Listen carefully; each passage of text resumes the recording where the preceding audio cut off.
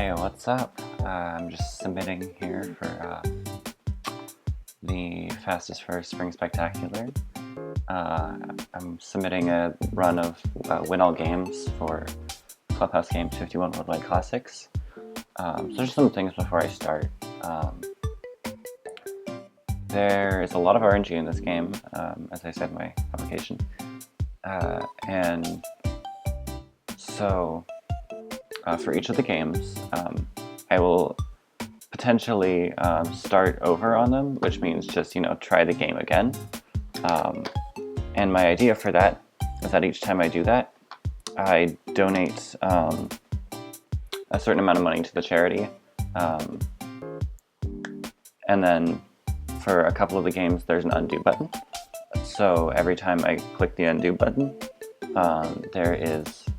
I donate a certain amount of money to the charity. And then if a certain game is just taking too long and I've completely blown it, I can just mercy kill it and not actually win it and just move on to the next game. And then I'll donate a certain amount of money every time I do that. But I hope I don't have to do that.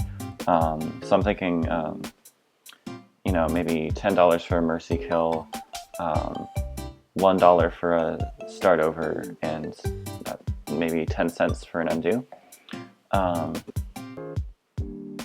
And I just think that would be a fun thing to, make it so that I don't spend forever on this run, even if my RNG is bad, and then also it kind of incorporates the donation thing into the run. So that's just a thing. And one other thing I want to say before that is some of these games have a little cutscene at the beginning where it's faster to go into the menu and start the game over to skip that cutscene. So I would not be counting those towards my donation count, because that's kind of an intended part of the run. So yeah, that idea is not my own, by the way. It's one I saw a former world record holder 360 Chrism do when he submitted this game for ESA recently. But yeah, that's just my explanation of how this is going to go, because it is a pretty unconventional game. So I'll start the run now. Mancala.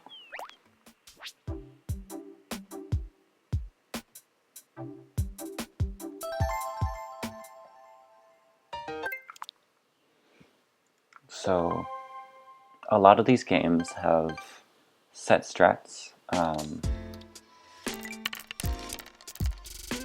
And here's going to be our first undo.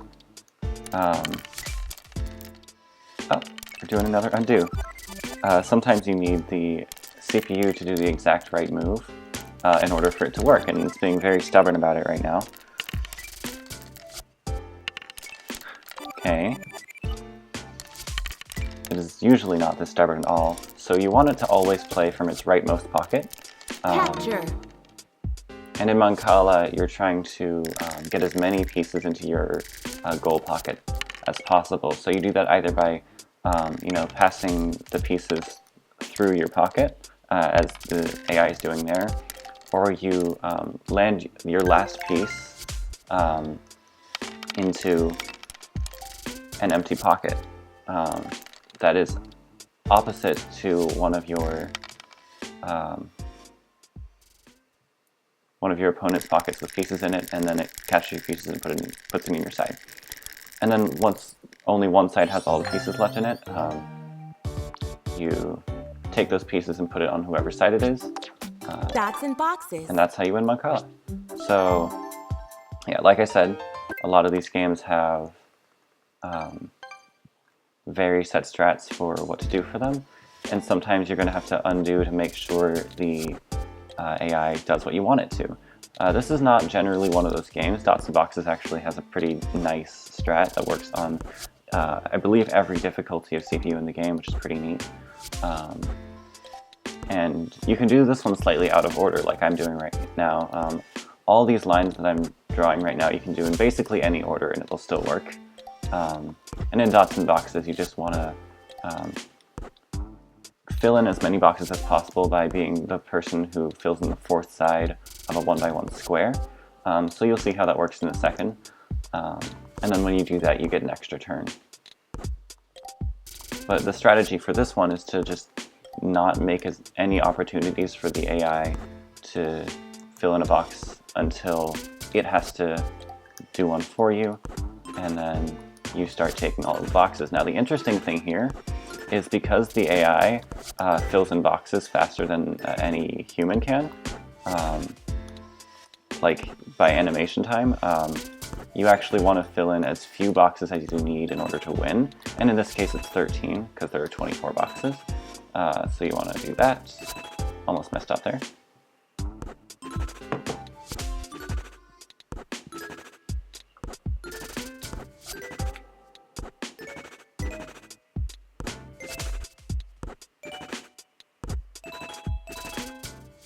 And it's going to give us our count.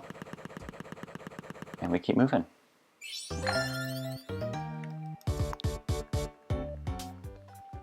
Alright, Yacht Dice is Yacht Dice. basically off-brand Yahtzee.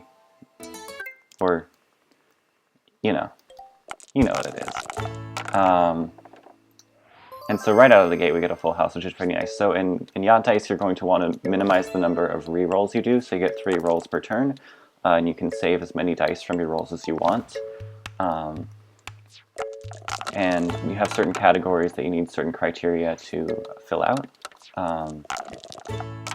The AI tends to play pretty badly here, which means you can go a little risky and still be able to win. However, when it gets something like that, it's a little scary. But you can still pretty consistently win it, and there are some interesting strats you can do in order to make sure that the AI does not beat you. So there's you can save state this game, which basically means you save the game at a certain point before something bad might happen, or during something bad happening in this case. And then you exit out of the game and restart from that point if the bad thing does happen. So it's pretty interesting, and I hope to not be doing it too much here.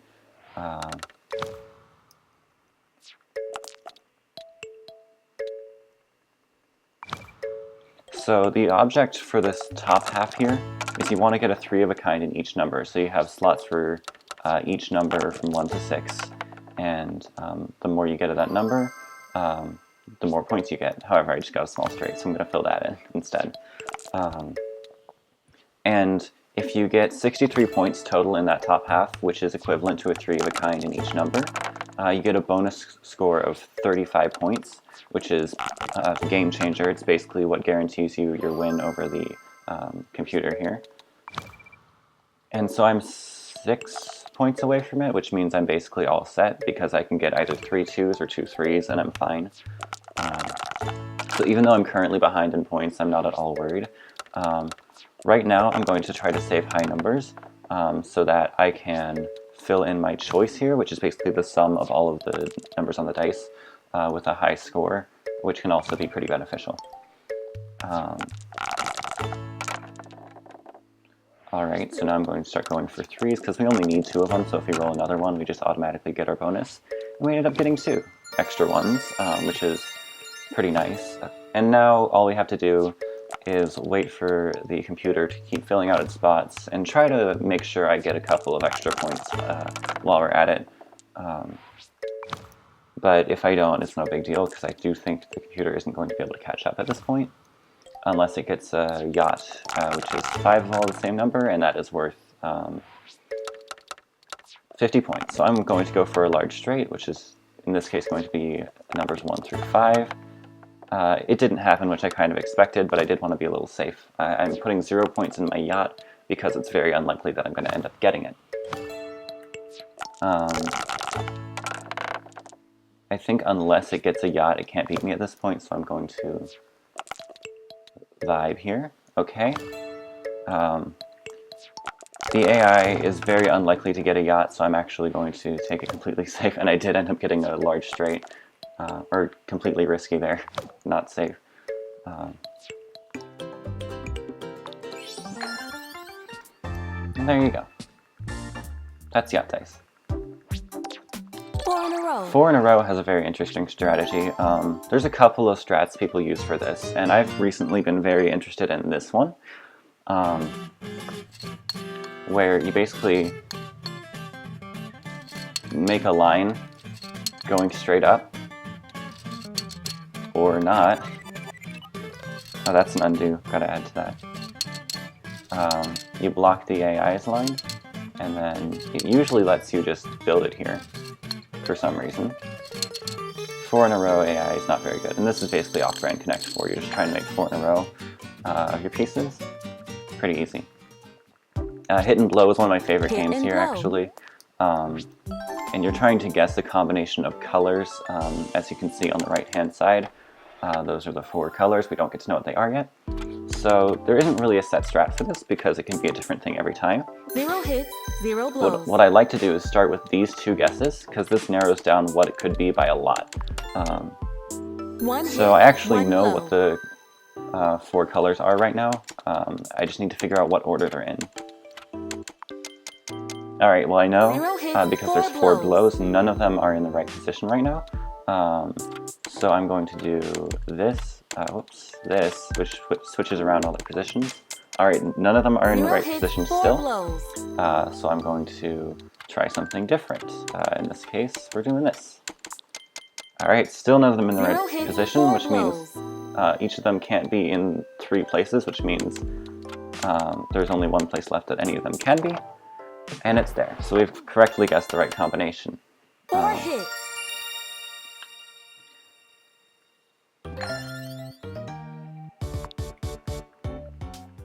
Alright, 9 Men's Morris is going to have a lot of undos because this one has a lot of branching paths that the AI can go down, and some of them you really don't want it to go down. So we might have to undo a couple of times. So in this game, the way you can win is either by making your opponent lose all their pieces, by making a line of 3 pieces called a mill, which lets you remove one of the pieces, as you can see there. Or to leave your opponent without any moves, which is generally the speedrunning strat.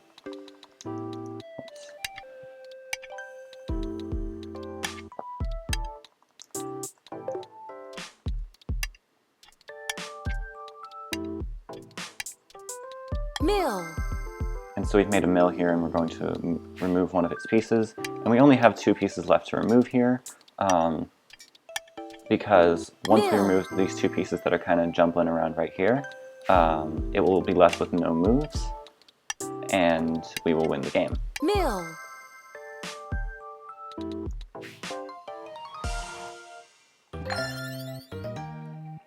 And that's 9 Men's Morris. Now Hex is a very simple game with a very simple strat. In Hex, you have a hexagonal board, you place hexagonal pieces, or I guess it's not a hexagonal board, but you do place hexagonal pieces. And the AI is not very good at this game because it kind of just lets you make a line, and it doesn't try to stop you all that much.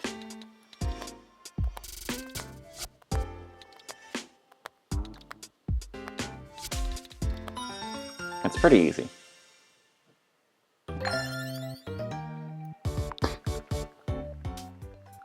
Checkers is one that I'm assuming a lot of people know. You make diagonal jumps over your opponent's pieces in order to ideally leave them with no pieces left. So the CPU likes to play very badly in checkers, so what I like to do is try to force as many piece trades as I can early on.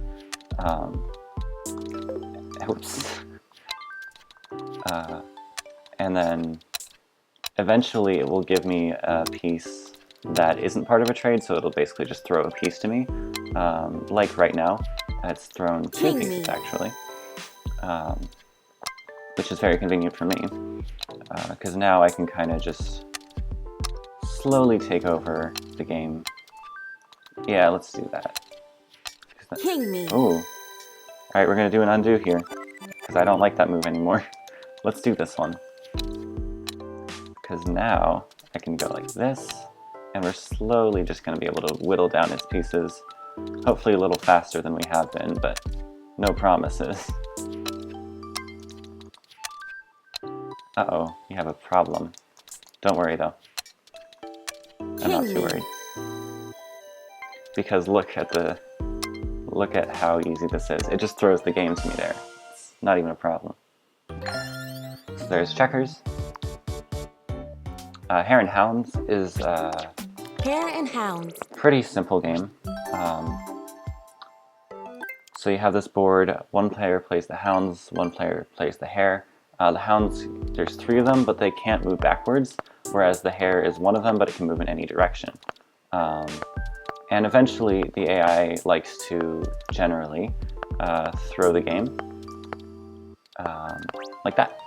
And the object of the game is to get to the other side for the hare, and for the hounds, you want the hare to not get to the other side.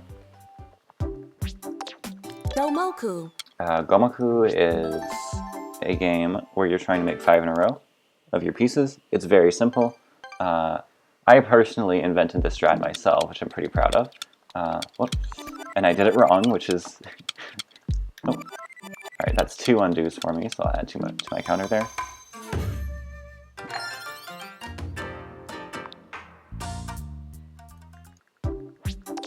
Dominoes. Dominoes? It's not fun. It's very RNG based, so we might have a couple of start overs here. But what the idea is you lay your tiles end to end with matching numbers on each one. And you try to be the last person with any dominoes, or the first person to get rid of your dominoes, sorry. And in this case, it doesn't look like it's going to be me because I drew a couple of times. And so once you're rid of all your dominoes, you get the sum of the numbers on every other player's dominoes. So right here, I just got 28 points because that's the number of dots on everybody else's dominoes. So it's not enough to win because you can either play to 35 or play to 61, and obviously playing to 35 is faster because you just need less points. As you can tell, this is a bit of a frustrating game to speedrun because sometimes that happens and there's not a lot you can do about it. Alright, so when nobody gets rid of all their dominoes, nobody has any moves left, the person with the least number of dots total on their dominoes gets all of the points. Which just happened there. So my strategy here is generally to try to lower the number of dots that are on the ends as much as I can, because that makes people less able to play their dominoes with high numbers of dots on them, which makes me more likely to win in one round.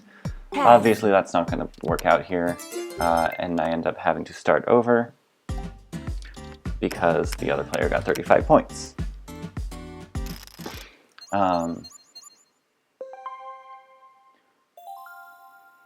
I also try to play dominoes that have numbers that I have a lot of in my hand, because if I have like a bunch of 6s on my hands like I do now, you know, that lessens the number of numbers that I can play off of.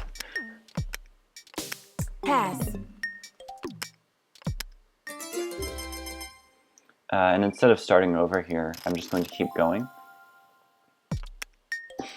Because I know I'm going second, and the earlier you go in the game, like the earlier your turn is, the higher chance you have of winning. And so going second is pretty nice. Unfortunately, we do have to draw a bunch, which is not ideal. However, I think we're safe. I think we win here. Not that many points, only 8, but it's a start, and I do get to go first next, which is kind of what we were looking for. That's why going second is good, because then you get to go first. Alright, so that's 6. Oh, I made a misclick there. Fortunately, though, it made one of the AIs draw a lot of dominoes, which is pretty helpful for me. And I get blocked at the very last moment. Okay. And that's enough points to win. Only one start over there. That was kind of nice. Chinese checkers is up next, and that is a pretty fun game, actually.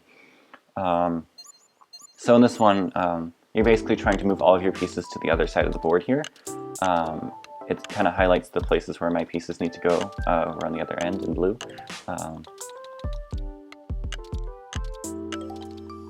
And I made a misclick there, because what you want to do is you want to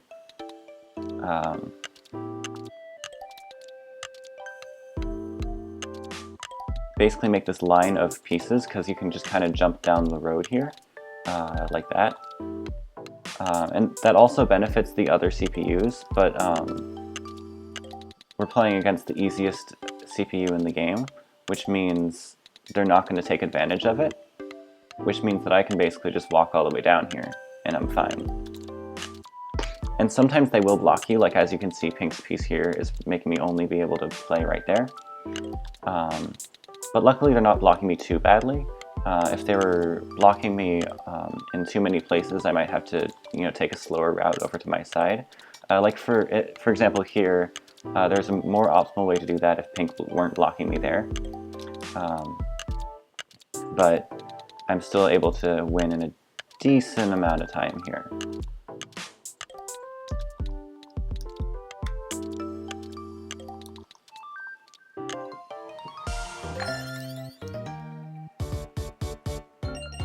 Alright, Ludo's up next, and this is a very RNG heavy game, but Ludo. luckily we have a lot of strats in order to, or not a lot of strats, but a strat we abuse a lot in order to make sure that we don't instantly lose. So first of all, if you get captured before your first piece is in your goal, you just start over. Because, it's not worth it, because all you have to do is start over, and then your piece is back where it started anyway, and then everybody else's pieces are also back where they started, so you basically set everybody back and give yourself a higher chance of winning. So because my piece is about halfway across the board now, I'm going to exit out of the game but re-enter, and that is a save state there. So now that Pink captured me, I'm going to close my software and re-enter it. And the reason for that is that the save state will be preserved. Closing re-entering the game takes about 20 seconds, so Ludo. you want to make sure that you only save state here when it would take 20 seconds to get back to where you were, and getting about halfway across the board takes about 20 seconds, which is why we do that there. In this game, you just roll the dice and advance the number of spaces that you can go. If you roll a 6, you get an extra turn, and you can also advance out another piece if you roll a 6. You don't really generally do that in speedruns because it's just not optimal. It leaves more of your pieces in positions where they can get captured. Because, you have more pieces out. Which means you're more likely to waste rolls. Alright, that was a little risky, because if I had rolled a 1 there, green would be able to just instantly capture me the next... Sorry, I rolled a 4 there. Green would have been able to instantly capture me. And so I generally save state here when I'm about to enter an area where I have at least a 1 in 6 shot of getting captured. So right here, yellow could roll a 6 and capture me. It didn't, but I wanted to just make sure.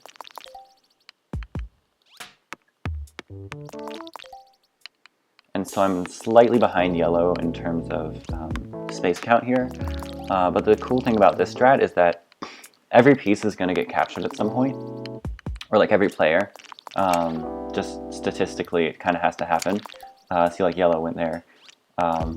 So if you prevent yourself from getting captured in a way that like loses you a lot of ground, you have an advantage over all of the other players because they can't save state.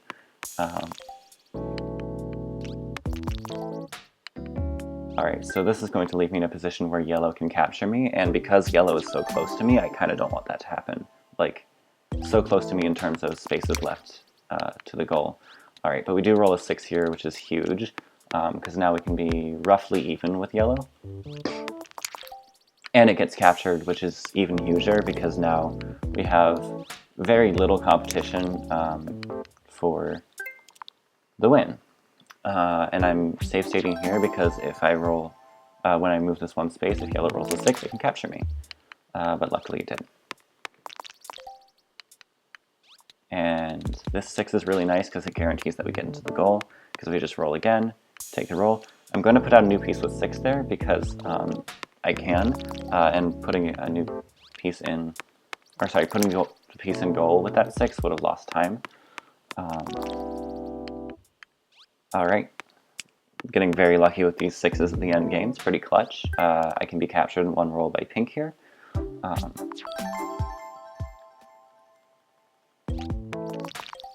Luckily it didn't happen. And since I was just in a position where I save stated, I don't need to save state like twice in a row.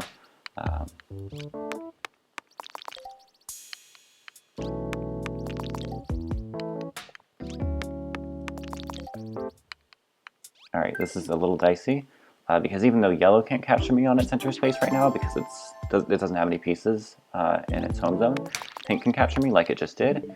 So we exit out again, and we're going to re-enter. Oh, I've been pressing the wrong button the whole time. Love that for me.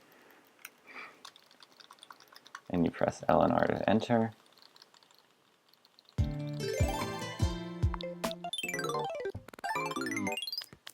Ludo. And we re-enter the game right here where we left off. And this time it doesn't capture.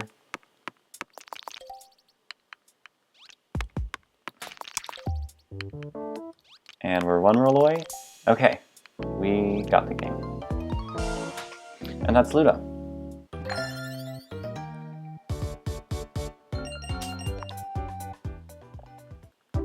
Alright, up next is backgammon because it is, you know, right here. So backgammon's actually really fun. It's one of my more favorite games to speedrun, and also just to play. So the object of backgammon here is I'm moving my pieces counterclockwise, the opponent is moving its pieces clockwise, and we roll the dice and we get to move any of our checkers, the numbers on the dice. If a piece is on its own, so it's the only piece on its space, you can capture it by landing on it. If there's more than one piece on the space, you can't go on that space. We're going to go here, and then here. I could have done that all in one fell swoop, but I got nervous.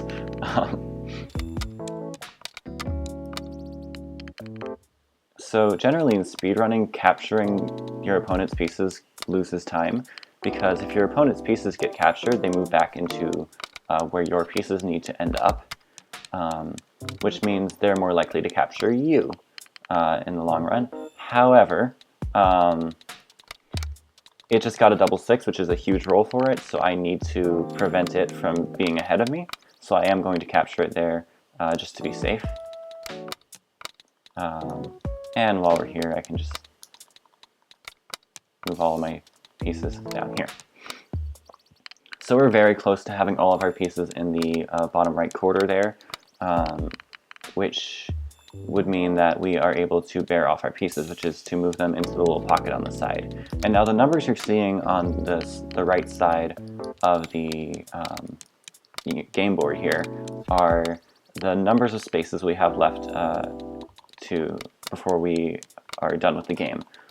So I only have 114 spaces, the opponent has 142, so it's looking pretty good for me. I'm going to play it a little safe, not leave any of my pieces in a position where they can get captured, which is pretty easy when they're all so close to each other. And when you have a situation like this, you can just move it past the other pieces, and since they can only move in one direction, it's hard for my opponent to capture me, given that I'm kind of past it. Alright.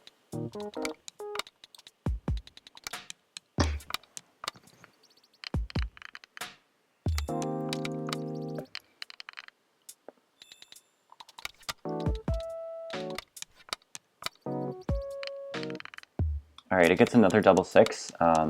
which I think will put it actually ahead of me in terms of number, no, not quite ahead of me, but very close to ahead of me in terms of number of spaces left to get into goal. But I actually don't care, because the AI is very bad at the end game here. It moves its pieces very inefficiently. So even if we were even, or even if it was like, I don't know, 10 spaces ahead of me, I would still not be that worried, because on average, don't fact check me on this, I just heard it somewhere. On average, this normal AI loses 2 turns to the player in the end game, just due to it being inefficient.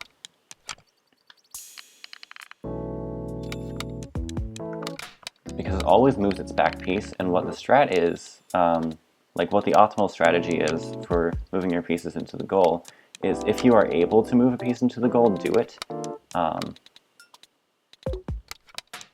Even if it leaves a bunch of pieces towards the back, which are harder to get into the goal. And this is very nice, because I rolled doubles there, and I'm rolling very high numbers here. So the AI is going to continue to be bad at the game, which means we just get all these wonderful opportunities to gain ground on it. See, it hasn't moved any of its pieces into its goal zone, whereas we have moved, I think, 5 of our pieces in. Now 6, which is obviously better. Alright, it got doubles. Not ideal, but I think we still have this. Yeah, because now I got doubles too, so who's really winning?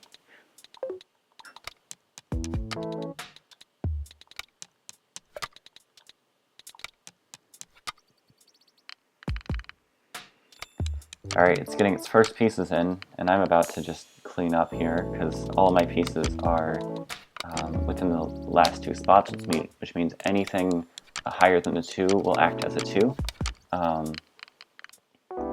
And that double 2 is obviously pretty nice, though. Because it just got a double 4, which was pretty scary, because it meant it was able to bear off 4 pieces. And I will win next turn, because no matter what I roll, I will be able to move my piece into the goal. And that's backgammon.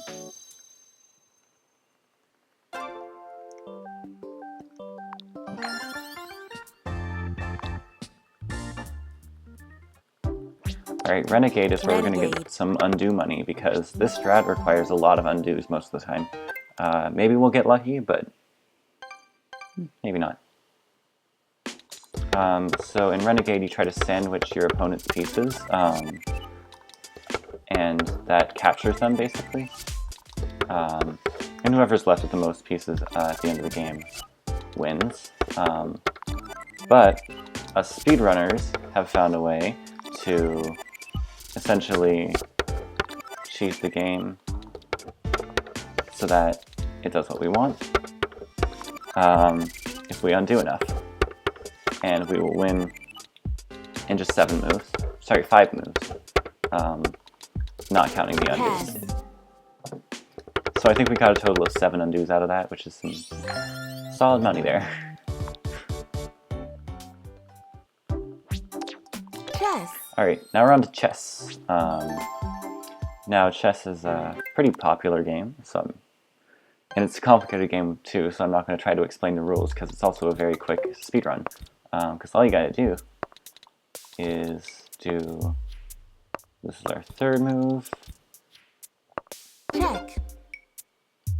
this is our 4th move, take the easy queen, 5th move goes up here, and then we have a 6th move checkmate by placing the queen right up next to the king. Checkmate.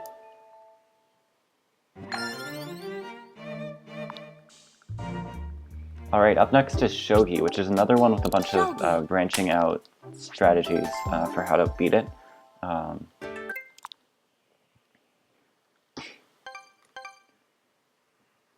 Shall we play?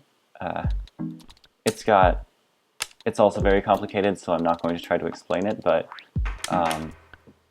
it's pretty similar to chess. Hold on. Hang on, that is not the move. Hold on. I'm going to have to start over, because that is not a strategy that I'm familiar with. That's bizarre. Shall we play? That's new to me. I also undid, so we're gonna have to add one there. Interesting. No, I think this is normal.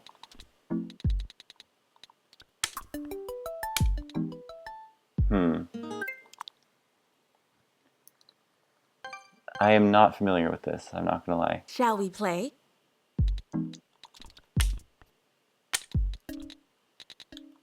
Unless I've just gone completely rusty here. Okay, that is the strat I'm used to.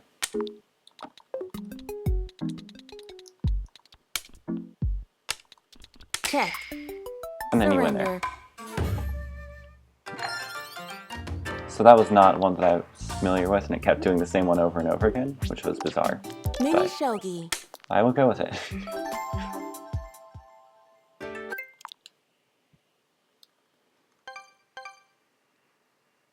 Shall we play? Mini shogi is just shogi, but smaller. Again, pretty similar to chess, and you have a very consistent set of moves that will win you the game each time with this one as well. Check.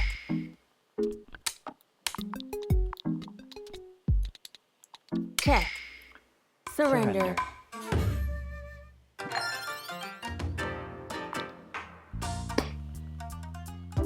Alright, Hanafuda is another Hanafuda. complicated one, but it's a little easier to explain. So what you're trying to do is there's 12 suits of 4 cards each, and you're trying to match cards in your hand with cards on the table in order to create certain sets of cards that will get you points. Now, I'm not going to try to go over each of the kinds of sets of cards you can do, but what's important is that, I'll turn on assist mode here in a second so you can see what I'm talking about. What's important is that certain cards, especially the ones with 3 stars over them, are worth a lot of points. So getting those is pretty nice. Finish. However, we just got 5 of the cards with the little poetry slips on them, so that counts as a set of cards that will win you the hand. Now, when you get a valid set of cards, you can call koi koi, which basically means you extend the round to try to get more points.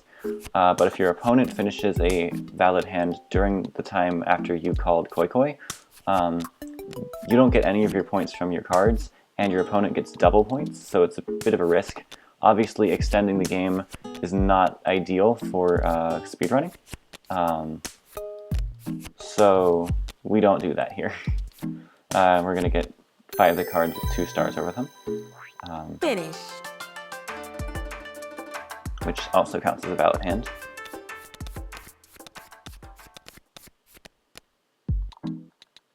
That is the only card I can match.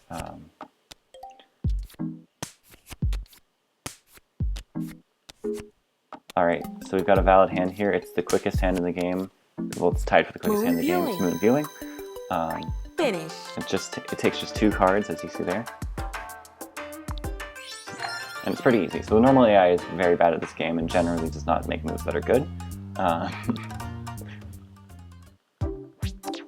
Reaching Mahjong.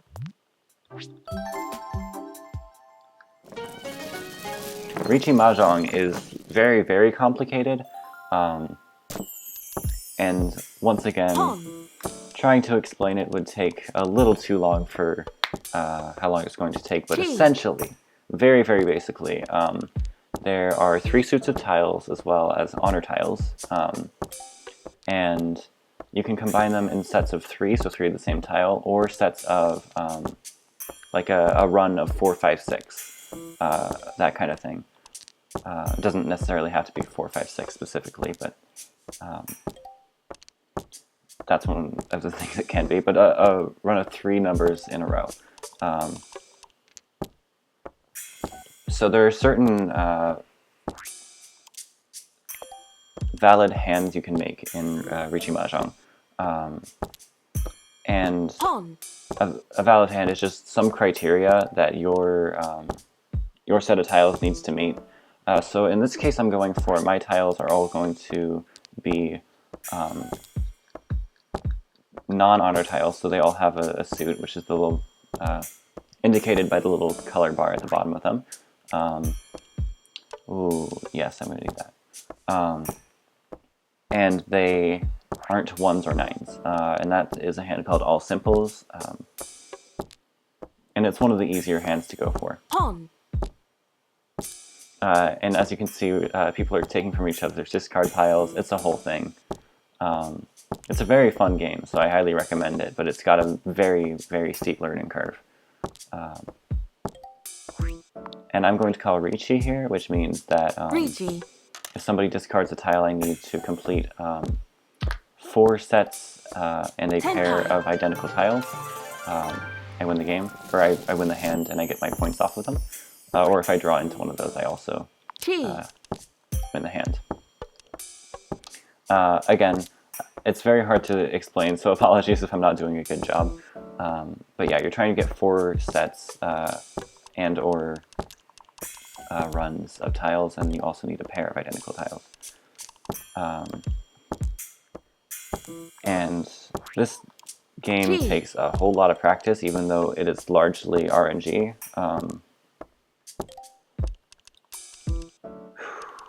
This is tricky, because right now the hand that I'm going for is I need 3 of the east winds, and those are the guys on the right hand side of my hand. And that would make a valid hand called Auspicious Winds, which is another one of the easiest hands to get in the game. I do not know if it's going to happen. Oh, that's unfortunate. I tried to take that tile from somebody's discard, but somebody else got there first. Alright, there you go. And what we saw at the end of last round, I just remembered I didn't explain. What we saw at the end of last round was nobody had completed the hand and all of the tiles had been drawn and discarded. So anybody who is 1 away from winning gets points. And what happened there is the guy opposite to us, East Seat, just won a round. And if the person sitting in East Seat wins a round, and the seats rotate every round, the round repeats and the person stays in East Seat, so we actually have to play longer, so we really don't want that to happen, but it was kind of out of our control there, so it's unfortunate, but it happens.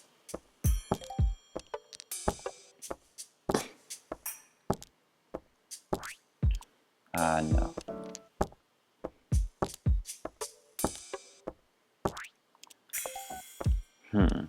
Okay, I think that's good.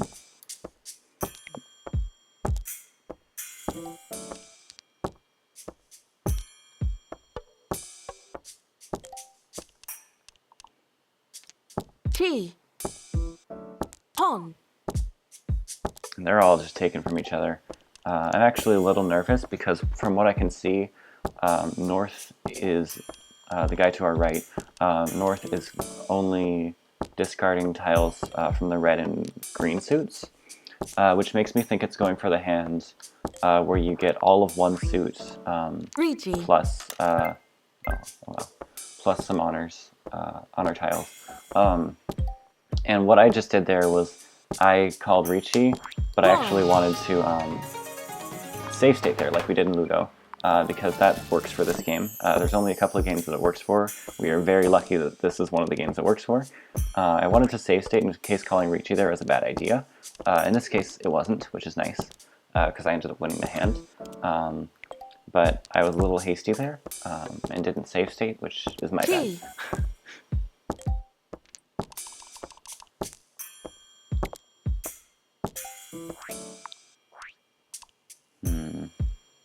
What do I want here? I'm going to save state, like I said I would. There you go. There's your save state, so I am now in a position where I can discard one of the tiles. It'll be fine. Because you just don't want to call Ricci and then not end up winning the hand, because calling Ricci basically means you are willing to not change your hand at all until you win it, and also you were betting 1,000 points, so you put in 1,000 points into the middle, saying that I think I'm going to win this hand, and if you win the hand, you get the points back. Unfortunately, West Seat Sumoed over there, and that's a pretty big hand, so I'm actually going to close the software and restart. and not call Ricci. And you're going to see why in a second. Because West had such a big hand there, as you can see, it was 12,000 points, I think, if I remember correctly. Ludo. Oh, I'm on the wrong game. Ricci Mahjong. So what I'm going to do is I'm going to discard this one instead, and then as soon as I get the chance, I'm going to make an open call, which messes with the order of the draws, which will potentially make West's seat not be able to finish the hand. So I'm going to discard as many different tiles as possible. Alright, so it's still called Ricci, which means I need to make an open call as soon as possible. And I just realized that I had my calls disabled that whole time. Yikes. Alright, so now I'm in East seat. And this is an interesting part. So normally when you're in East seat, you actually try to lose. You try to not win the hand. Because, like I said earlier, when you're in East seat, if you win the hand, it extends the game, which makes it take longer. However, as you can see from last round, I am currently not winning. So what I need to do is try to win as much as possible, even though it's going to be slower, because it's better to win slowly than to not win. No. And you'll see me making some decisions about like which tiles to take from other people's discards. And that just kind of comes from, I'm going to save state here, and that just kind of comes from if I think I can do the hand open or not. So open is when you take from somebody else's discards, and doing your hand open, bad idea then. Keeping your hand open makes it a lot harder to finish the hand because you have some more restrictions on what you can do with it. If you make calls which are taking tiles from other people's discards. Ricci Mahjong. And so what we're going to try to do here is discard anything besides that tile, because now we know what North needs. So I'm going to actually try to switch around what my pair is.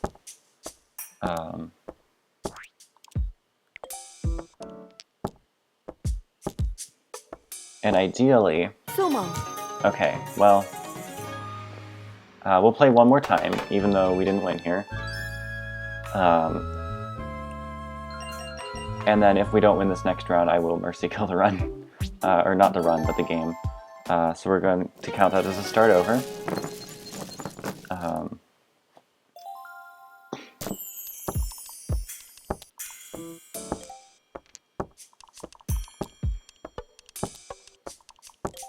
So normally when I'm playing this game as a speedrun, I will start with the game. So that means, or you know what that means, but I will put it first in the order of the games that I do. So in Clubhouse games, you can actually win the games in whatever order you like.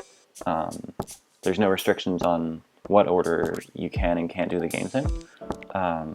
So I will usually start with dominoes and then move on to Ricci Mahjong, because they are... there's a lot of reasons for it, but with Ricci Mahjong, the save state thing that I was doing there takes a very long time because of how slow this game moves. As you can see, the tiles are taking a very long time to like be drawn up and down. So I'd like to not... I should have save stated. I like to not save state this game during my runs outside of marathons, like this one. And I got a pretty big hand there, which is pretty nice. But obviously we're not going to reset this run, so if I were at home and I'd lost that game, I would just reset the run, try it again, and whatever. But here, it's a little different. So it's a bit of an interesting dilemma. But yeah, I start with dominoes because there are no save state strats for that. I do not think that lets me in 10 pies, I'm not going to do it.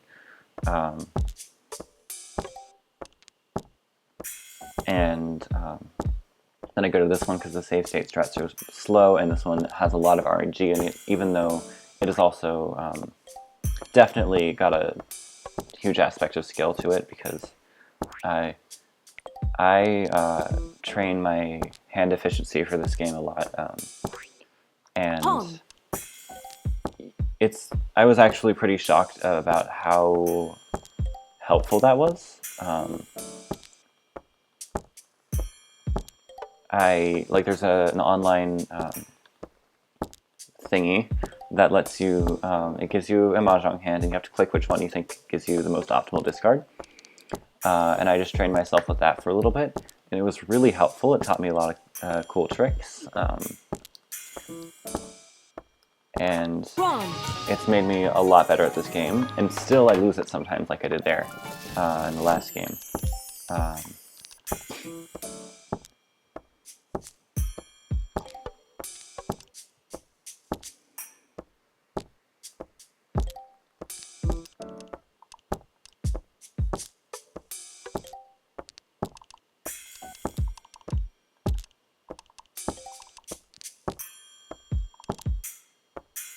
Pawn.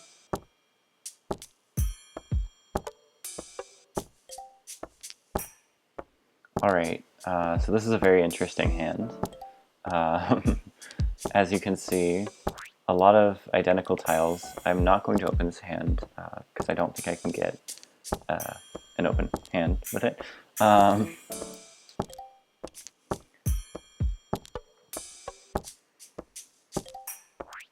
Alright, so it's giving me the opportunity to call Ricci, so I'm actually going to save state in case that's a bad idea.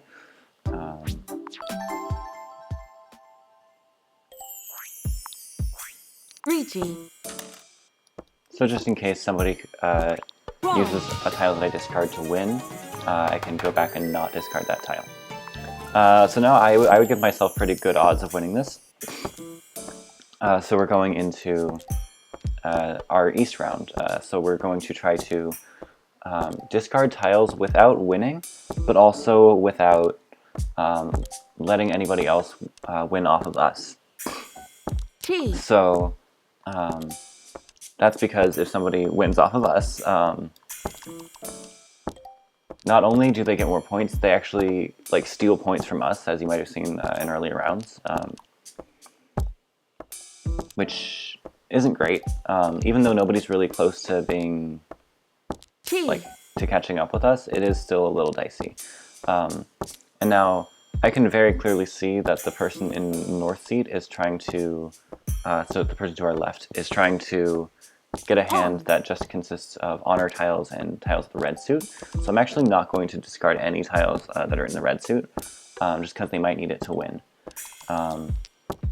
And now the person across from us in the west seat is trying to do that same thing, but with the blue suit. So I'm trying not to discard anything from the blue suit either. So it's very dicey here, because I'm running out of tiles that aren't in either of those suits, but maybe we'll be okay. Pawn. Alright, so now I'm gonna have to try my best here.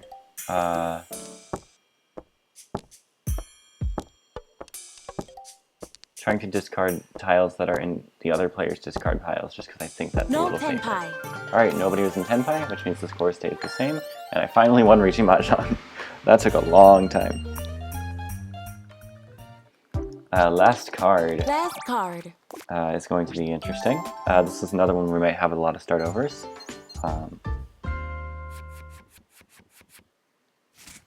Color change.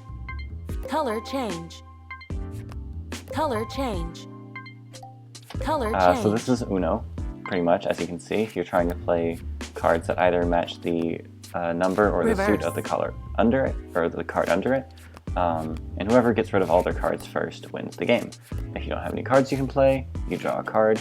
And there are some cards with special effects, like that one that skips the turn. I just got skipped as well, unfortunate. Last card. And if you don't declare last card there, you draw a penalty of 5 cards. So you do really need to remember to do that. And then I have to draw an extra 2 cards because the other guy... Okay, we're doing a start over there. Because if you go over 5 cards, it actually saves time to start over because then you just draw back to 5 cards because that's the starting hand size. Color change. Color change. I very much like that the color is staying the light blue there. Change. Because I had a lot of those. Last card. Reverse.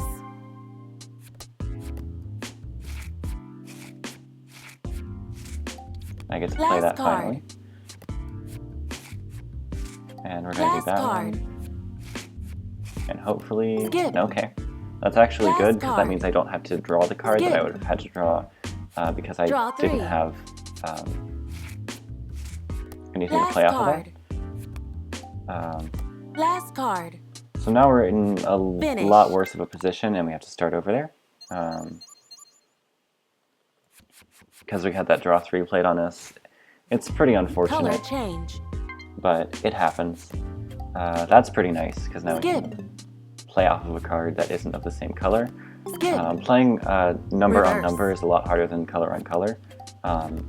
But when it happens, it's like really clutch. Last card. Color change. And actually, if you spam A after playing a color change card, normally it'll pull up a menu of cards that are colors that you can make the color change to.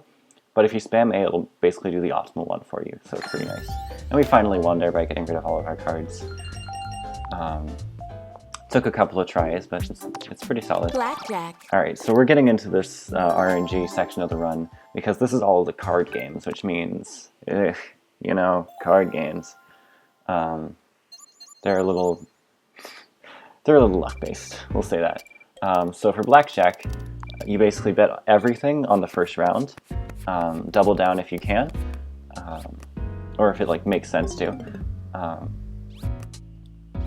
And then if you lose, you just start over. Double down. Oh, okay. Forgot one of my cards was an ace there, so it didn't matter if I... Alright, so we lost there, so we're going to start over. So that counts as a start over, which means more money.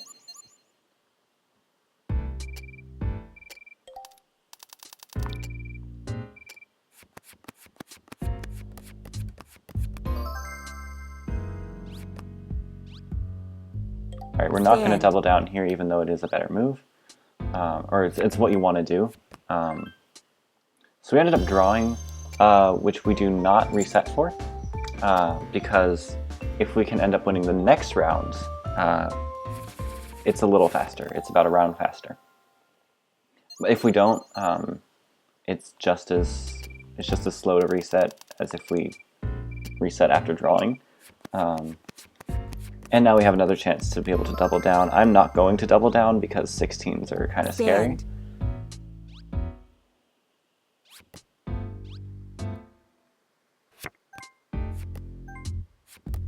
Okay, so we do end up getting the 200 chips here.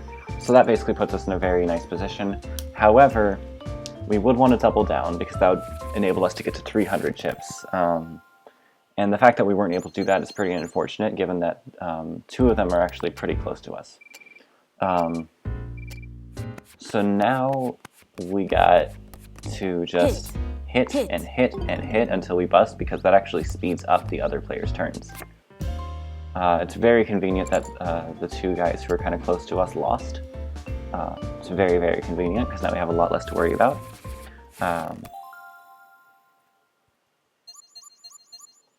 So we're going to keep betting as little as possible, which is going to be 1 chip every time.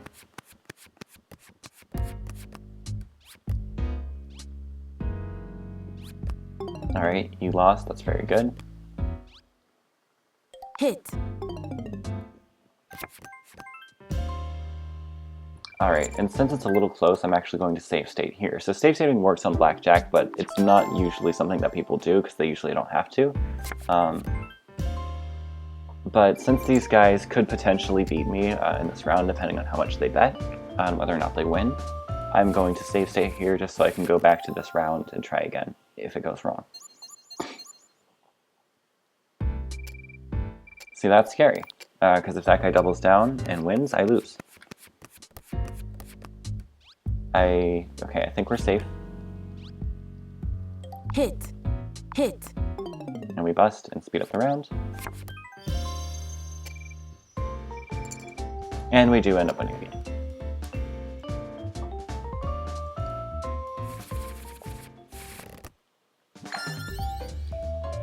Alright, on to Texas Hold'em, which is one of the most safe-stated games in this whole speedrun.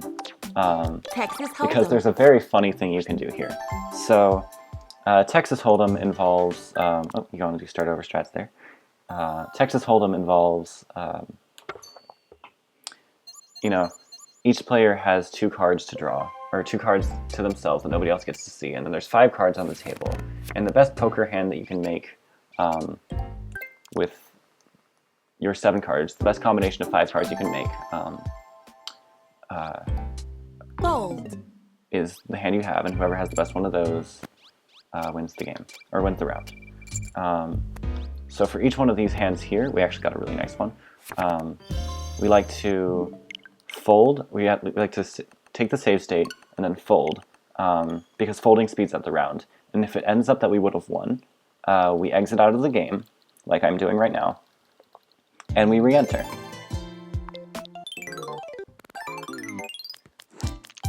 Texas Hold'em. Which is, you know, clearly a theme here. And instead of folding now, I'm going to raise and try to get as many chips as possible. Now, the ideal chip count we want is over 200. Bet. Because the AIs can't go into the negatives, they're not allowed to. It's pretty bad that those 2 folded, because that means I'm going to get a lot less chips out of this. And there's 400 chips total in the game. So once you have over 200, nobody can put their chips together enough to beat you. Bet.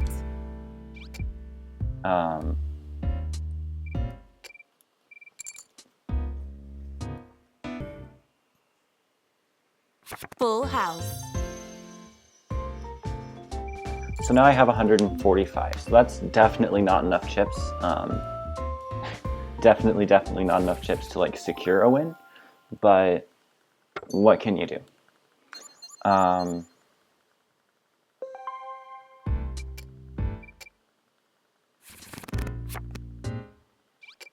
Fold. I am going to, what I'm doing here is I'm going to fold every single round here, because it does speed up the rounds. And if it turns out that somebody got more chips than me, I'm going to close out the software and go back to the first round, because the AIs do different things if you close out the software and start again. So those 2 guys who folded in the round where I was trying to get chips might not do it this time. Fold. So that's just my backup strat, pretty much. Ooh, this is bad. Okay, it's good that that guy won it, but still a little dicey.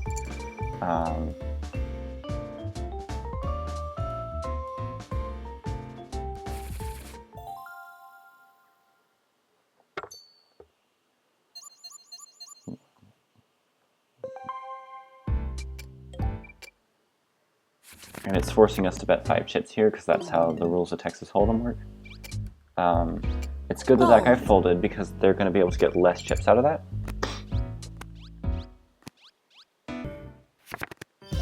Okay, good that you won, because you had less chips.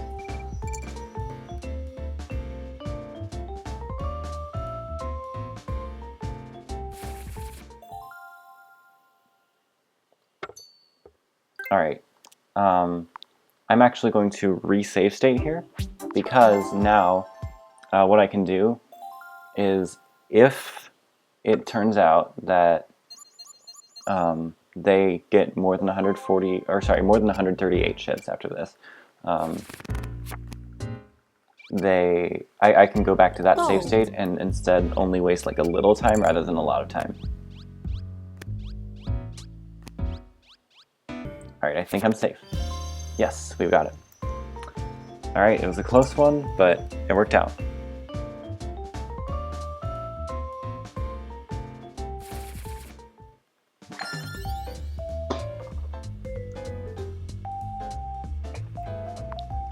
Alright, President is a bit of a complicated game. President.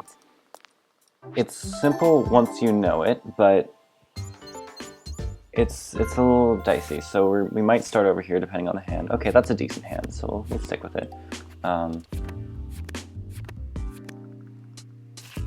So in President, you play, singles and pairs of the cards. As you can see, we're doing that right now. And with each one you play, it has to be higher than the one under it. And if somebody plays a pair, you have to play a pair on that pair. You can't play a single on a pair. And you can do 3 of a kinds, you can do straights. They all have to be of the same suit, but you can do straights. And yeah, it's pretty fun. So once you get rid of all of your cards, you declare the winner of the round. However, it's not over yet. Because then we move on to the next round, and you have to go 5 rounds. If you finished the last round in an advantageous position, this is tricky. Pass. If you started the last round in a high placement, you get to basically pass along cards you don't want, and then the person who started with the lowest placement, finished last round with the lowest placement,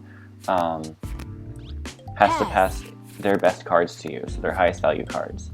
And one interesting thing about this game is that the high card is actually the 2, rather than an ace or a king. And I just think that's cool. Pass. I'm saving this joker to play with the straight here. This 8 and 10 of hearts can go with the joker to make an 8, 9, 10 straight. And then I just finish out the round.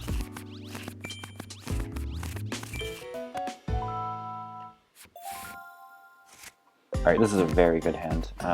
Wow. I'm going to do this. The reason I didn't discard both 3s there, because everything was in a pair, so that would have always been a tricky decision. The reason I didn't discard the 2 3s was because if you play all 4 of a card at once, so like all 4 3s for example, the order of the cards reverses. So now a 2 would be the lowest and a 3 would be highest. And that would be very bad for me with my 4 2s and 3 aces. So I didn't want that to happen in case the guy I was passing him to had 2 2s already. So that's why I didn't pass him along. And let's do that to preserve the straight of 9, 10, jack. I'm going to draw out a joker there. That's tricky, but I think I'm going to pass. Pass. This is a very inconvenient hand, especially for the 4th round, because you really want to have a good hand on the 4th round. Because the 5th round is the last one. And the last one's the one that matters, because if you don't win the last one, you don't win the game. Pass. I'm going to try to be careful here. Okay. I don't think they're going to have any straights, that's for sure. I know for a fact they don't have any pairs. I don't think they saved anything higher than the king, so we do end up being in 2nd place going to the last round, which is a little bit scary. And when you're, we've been passing 2 cards this whole time, but when you are only in 2nd, you end up having to only pass 1 of your cards you don't want.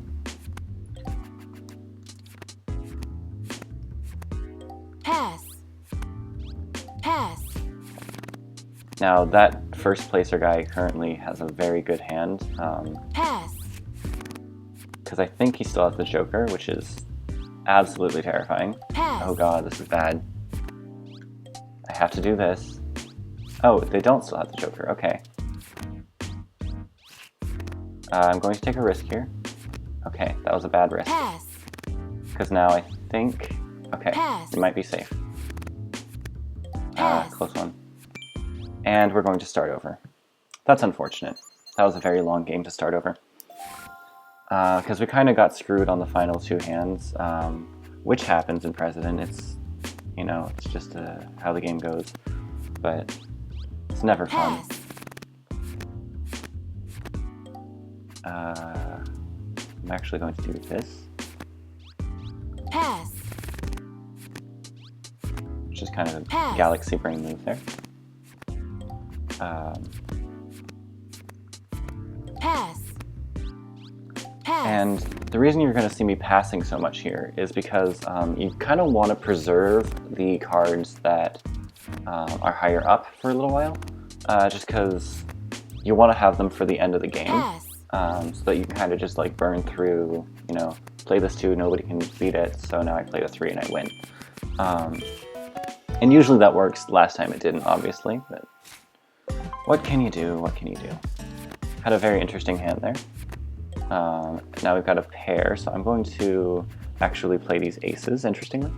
Because now what I can do is something funky like this.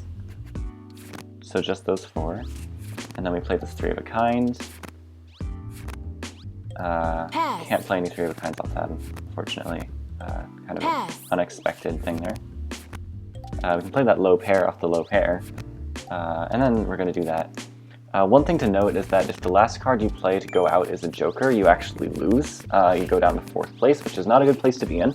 So that's just something to, you know, just keep an eye out for. Alright, so we're going to do this. Revolution. I was going to say this is a pretty bad hand, and it still is a bad hand, but now it might be a little better. Having no 2s was pretty rough. Pass. And it still is pretty rough, or to not have the higher cards, but, or now, what's now the higher cards, what would have then been the lower cards, because now I don't have any 4s. And my highest cards are in a straight, which isn't fantastic, because now stuff like that gets to happen. But I can still kind of wing it here. Likely not going to play my cards in a straight now, just because it's a little tricky to do that. I want to save my high cards for the singles, because, you know, if I play a bunch of high cards now, I won't have them for the end of the game, and I'll basically be screwed for the last couple of rounds. So that revolution was very unfortunate. And this hand is also very bad. God, this is a terrible hand. Wow. This is really horrendous. Pass. Pass. I'm going to let you play. Pass. God, why? Gonna do that. Finally burning the joker there. Did not expect you to have 3 aces, but good job to you. Alright, so now I'm going to be going to this last round at best second, which is not good, because that's what we did last time, and it did not work out for us. Pass. However, we're likely winning this round, or winning the rest of this round. So I'm going to be going in 3rd, which is very, very bad. It's still doable. So I don't get the joker. I can still work with this, though, because it looks like we do have a couple of straights. So if I ever get power, which is unlikely, but if I ever get power, we're going to be able to do a lot with it. Pass. Pass. I really need somebody to play a low pair and keep it low. Pass. Pass. Alright, we're going to play these 2. Oh, that was the wrong 2. Well, now I'm a little screwed. But not like... Yeah, I'm very screwed. Yeah, okay. So we're going to start over again, and then one more loss, and I will mercy kill the game. I just hate it when I get terrible hands right up next to the last round. It keeps happening. It's very, very inconvenient. That's unfortunate.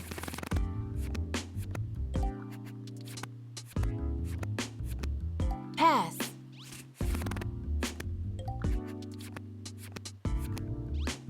Pass. I'm going to not play the 2 there, just because I want to save that for later.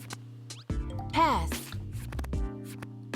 And then that AI is going to take first place there, which I find fine because this is only the first round. Will be okay. I'm going to play the pair of 6s, and I'm going to play the 3, and then once it gets back around to me, I will have the ace to play, which lets me finish the hand.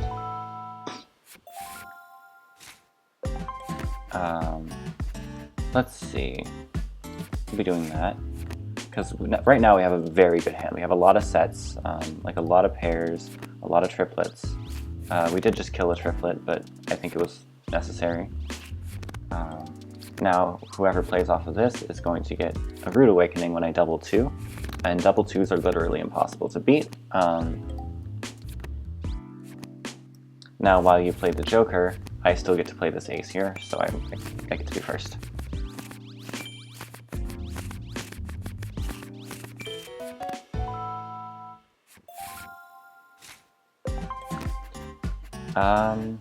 Yeah, that seems good. Interesting 3 of a kinds. Did not expect those out of you guys. I don't have the Joker, but I know who does. So the first and second placer from the previous rounds will always get the Jokers. So if I'm in first place and I don't have the Joker, I know who has it. That's why I was like, I know who has it. Uh-oh. I know what to do here. Did not expect 4th place there to have so many bears. It's kind of nice. Or not nice, but like, it's impressive. Okay, this is a whole ordeal. Okay, getting both of those 2s was very, very good. Now this isn't a terrible hand, and it's just an okay hand. Having all these pairs and that one triplet is pretty good. I'll play the 2 because the Joker's out. And I'll play these 3 jacks because nobody's going to beat that. And then whatever pairs get played, I get to double ace this and I'm fine. And then I'm going to play another pair, and then next time a single card comes around to me, I get to play the 2. And then I win. Did not expect all those 3 of a kinds, but while it was close, I still ended up getting first. So as you can see, President can have those moments where like you get first every single round, Revolution, and then that happens. I cannot believe that timing. I'll save that. And it's with a 5, 6, 7 of hearts again. Pass. Pass.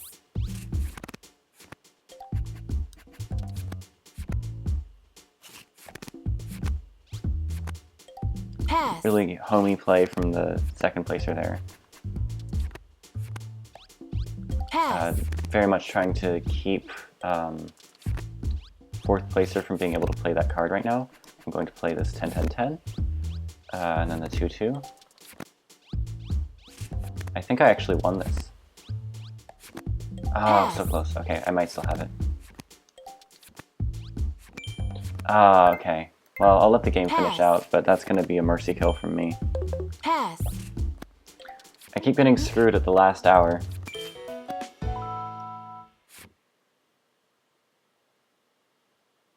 It's unfortunate. We're just going to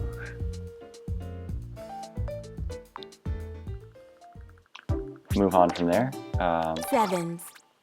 Sevens is up next. Sevens is also a very start over heavy game, because really, like, if you don't get a good hand from the very beginning, you're kind of in a bad spot for the rest of the game. Like right now, I don't consider this a good hand, so I'm actually going to start over. And the way sevens works is all the sevens go in the middle, and you have to play cards adjacent to the sevens. Pretty simple. However, if you don't have any moves left, you lose the game. Now, normally, like in most rule sets, you get to like pass, which you can use strategically, and it also makes it so you don't get completely screwed over if, you know, you don't have any cards to play immediately. But I managed to make them all have no cards to play, and with my settings, that means they lose.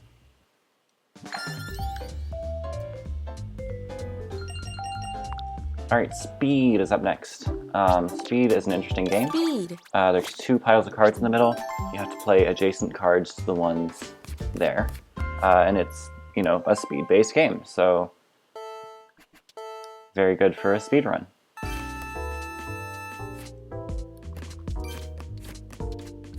I missed the ace drop there.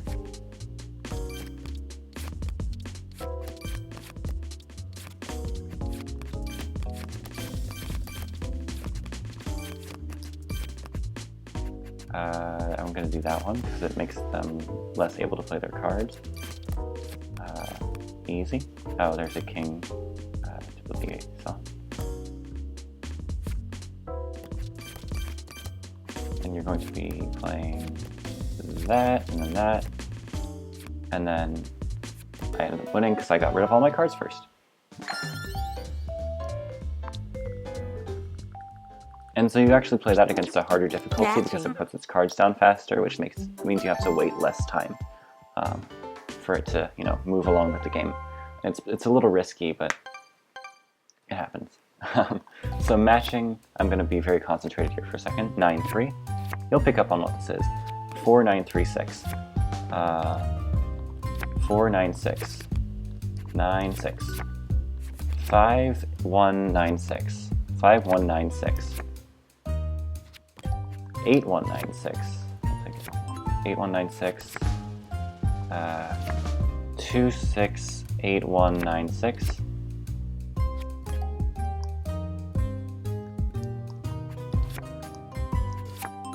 2-8-1-7-9, I believe. 8-1-7-9. 8-1-10-7-9. 8-1-10-9. Okay, I think I won it.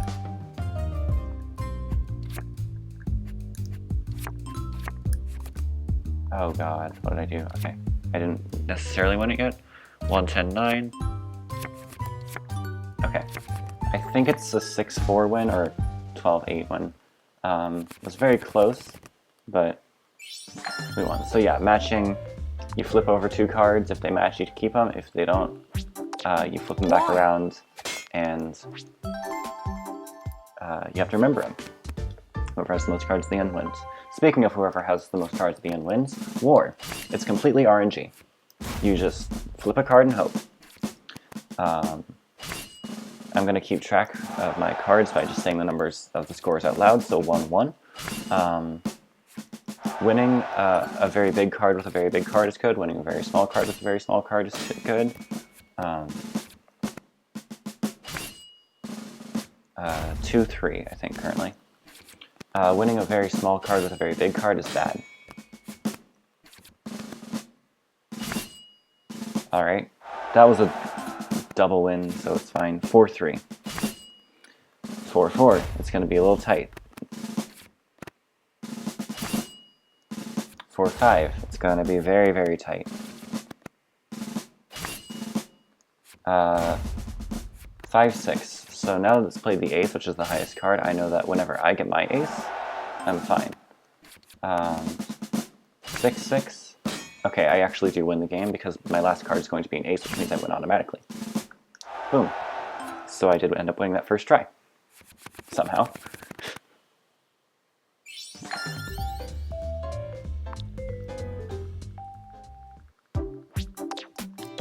Takoyaki is a game where it's another basically coin flip game, whether or not you win. You do have a slight advantage, and I'm going to do that by counting cards. You'll pick up how the game goes. The slots are numbered 1 through 10. Put the card in the slot if it matches. 3-6. There are jokers in here, which is why I'm counting cards. Because I want to know which card to be able to put the joker on. 3-5-6-6. 6.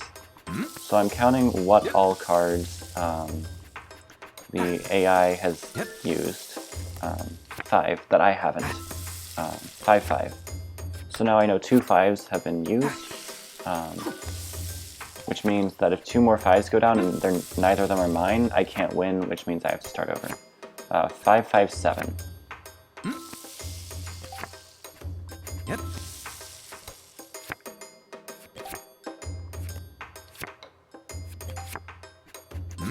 Alright, it's all down to the 5s. Since both jokers have been used, I have a 1 in 2 chance of winning, because either the 5's going to come to me or it's going to come to the AI. Or it's in one of our piles, in which case I have a slightly less than 1 in 2 chance of winning. But, okay, so now I start over because all 5s have been used, which means I can't fill in that spot anymore, which means I can't get all 10 spots, which means I can't win. Which is no good.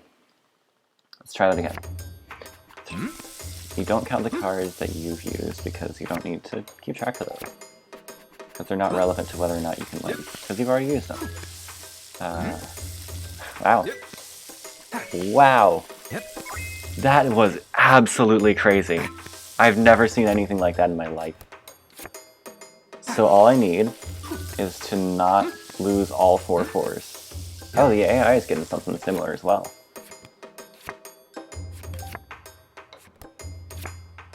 Okay, well there's 1 4. So we're keeping track. 1 4 is down. Both jokers are down, so we can't use either of those. I'd still give myself odds of winning, but it's dwindling by the second.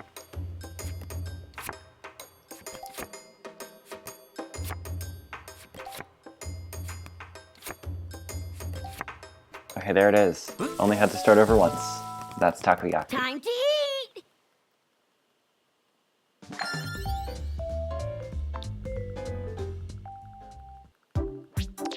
Pig's tail. Pig's tail.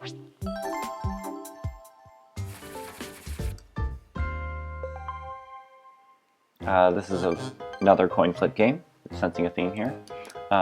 You flip a card, and if the card you put it on top of is the same suit, you take the cards, whoever has the least cards at the end wins.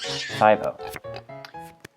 2, 3, 4, 5, 6, 11-0. I'm going to start over, because there are 26 cards in total, which means if I take 13 cards, it's a draw, which doesn't count as a win. If I take more, it's a loss, 0-2. And since I was getting close, and not all the cards necessarily have to get taken, I was just going to call it quits there, because the AI hadn't taken any cards. 0-4, and okay, now we're on 0-8, which is a pretty good start for me. 3-8. 5-8, okay. Shouldn't have jinxed it there. 7-8. 3, 4, 5, 6. That's 13-8, which means that's a start over. Pig's tail, you actually have a slightly better than 50% chance of winning because you go first, which means the first card you put down has no chance of getting you to take the cards. 5-0. 7-0. 7-3.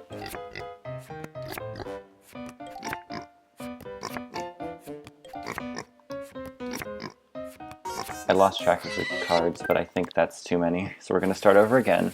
Another couple of losses here, and I think I'll mercy kill this game.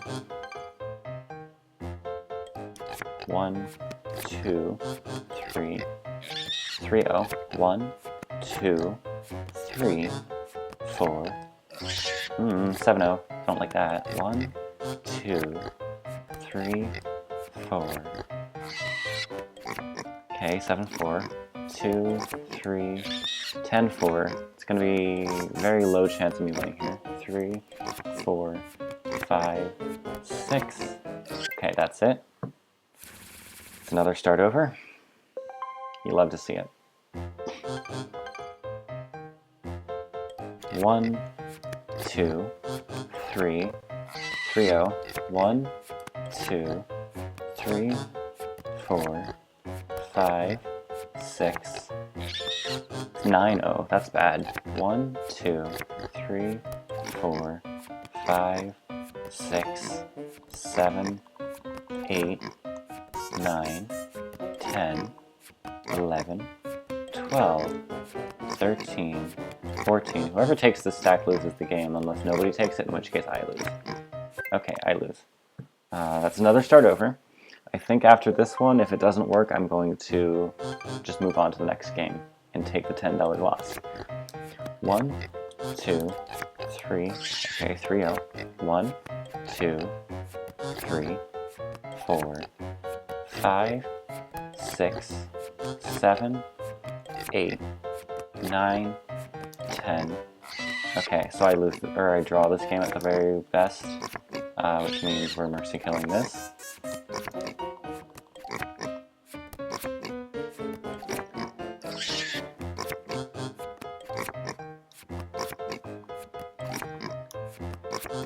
Yeah, that was rough. So sometimes coin flip games can go like that, and it's not great. Golf. But next up is golf. We're finally out of the card games, and golf, you know, hit the ball in the hole. That's pretty much it. One thing to note is the wind's direction and how hard it's blowing. People often underestimate how much the wind pushes the ball, and it's something you just kind of have to get a feel for. But yeah, you just hit the ball into the hole. Two of these, we only have to do a 3-hole golf, and we've, as speedrunners, decided that starting on hole 2 is best, because, oh, that might be a bit far. Yeah, that's about out of bounds, just barely. Because starting at hole 2 gives you 2 holes that are hole-in-oneable. This is not one of them. I think I'm going out of bounds again. Wow, I am just absolutely not getting this tonight. I think that's not going to be far enough. If the wind were going downwards, I would be taking the top path here. But luckily in golf, you don't have to get any specific score in order for it to count as a win. You just have to finish the game, which is why I keep going for this. Now we can actually just cleave right through the tree here. And we land in the bunker, but it does get us through. And then we can kind of... I think that might be a bit low. Yeah, okay. And bada bing, bada boom. Alright, so after that embarrassing showing, all we got to do is one more hole. It's a potential hole-in-one, depending on how good I am at, you know, aiming properly. There we go.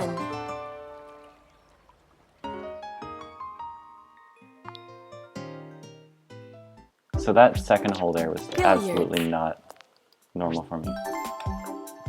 So in billiards, you might be wondering, why are you playing against Impossible? And the answer is, we don't plan on letting the CPU get a turn here. So in billiards, you just make the same break every single time. Unfortunately, this is a little dicey because this ball is right in front of where I need to be. So we're going to try to do a trick shot here, and if it doesn't work, we'll start over. Okay. It's a start over. So usually the break will pocket 3 balls, and you're trying to get 5 total. That only got 2, so we're going to start over again. This is, again, not normal. There you go, that's 4 of them. That's pretty nice. Unfortunately, we don't have any particularly very easy pockets to make. So if this one fails, I'm going to save state. Luckily it did not, but safe stating somehow works on billiards. It works a little differently from the ones I've shown so far, but it does work. You can, you know, cheese it that way. All right. Bowling. Bowling is up next. So for bowling, you got to go through this menu screen that comes up the first time you open the game after you start bowling after opening the game. And unfortunately, we can't do that beforehand because it gets reset every time you save state Ludo and Texas Hold'em, or any game for that matter. And yeah, so bowling, you want to get as many strikes as possible. You need a score of 50 to win, but strikes also prevent you from having to do both frames. Unfortunately, I did not get it there, which means we waste time by having to do another bowl here. And since I have confidence that I will get 60 points, I'm not even going to try to aim for the pins. Sorry, not 60 points, you only need 50.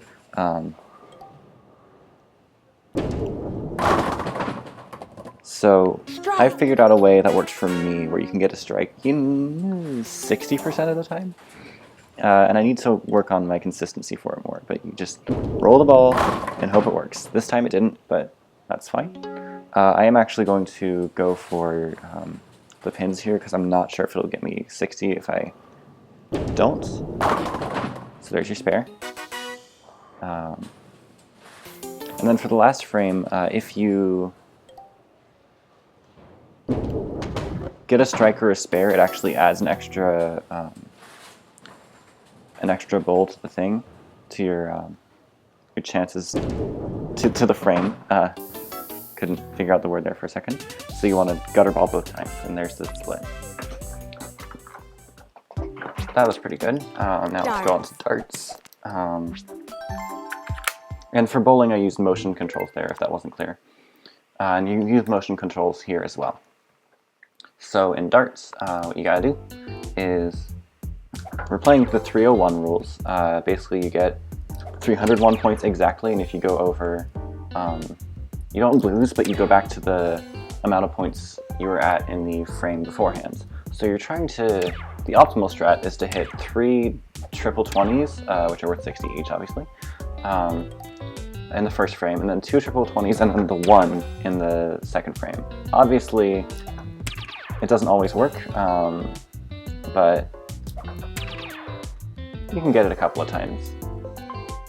So next frame, I'm going to try to go for a triple 20 and then the 1, which will get me exactly 301 points.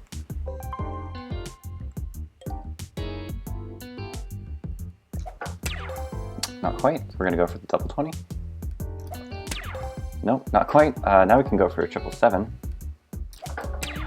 Alright, we ended up getting a 19, which was clutch because we didn't get the double 19 or the triple 19, which would have put us over 301, which means we would have gone back to the 61 points we had entered the previous frame with. Now all we have to do is get a 2. I'm actually going to go for the double 1 here because I'm better at doing top shots. So there you go. Now normally in darts, you have to end on a double point, but I have the settings so that you don't. Carom is actually a very fun game. I would say it is my best game for speedrunning. Like, it is the one I'm best at. There's a start over. And the way you do it is you just try to, it's similar to billiards where if you don't get the break right, you just start over. You want to get it exactly right, and then, alright, that was close enough. It's not perfectly what I would like, but it'll do. So what you're trying to do is pocket all of your pieces. That little red guy right there is the queen. And I almost got the double pocket. You have to have the queen pocketed before you pocket all of your pieces. If you pocket all of your pieces before the queen is pocketed, you lose the game. If somebody else pockets all of your pieces before the queen is pocketed, you win. So, you know, that's the rules. But basically the ideal thing to do here is to just get all of your pieces in a row using this break, without letting the CPU take a single turn. And the first person to pocket all of their pieces, assuming the queen is pocketed, wins the game. I practiced this a lot when I was doing my Variety Games Win speedruns, which is just a subset of the games that you can play in Clubhouse games. So I can do cool trick shots like that.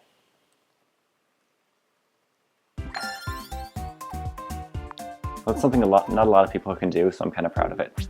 Next up is toy tennis, and this is where you saw it a little bit with bowling, but this is where we're entering the part where, and golf. And this is where we're entering the part where we're just playing Wii Sports, pretty much. So toy tennis is pretty funny, because you can just do this. And the easiest CP to play against just doesn't really hit back for some reason. 30 love. Even if you hit it right into its face. Sometimes it'll hit back if you hit it right into its face. So try not to hit it right into its face, but if you do, it's no big deal.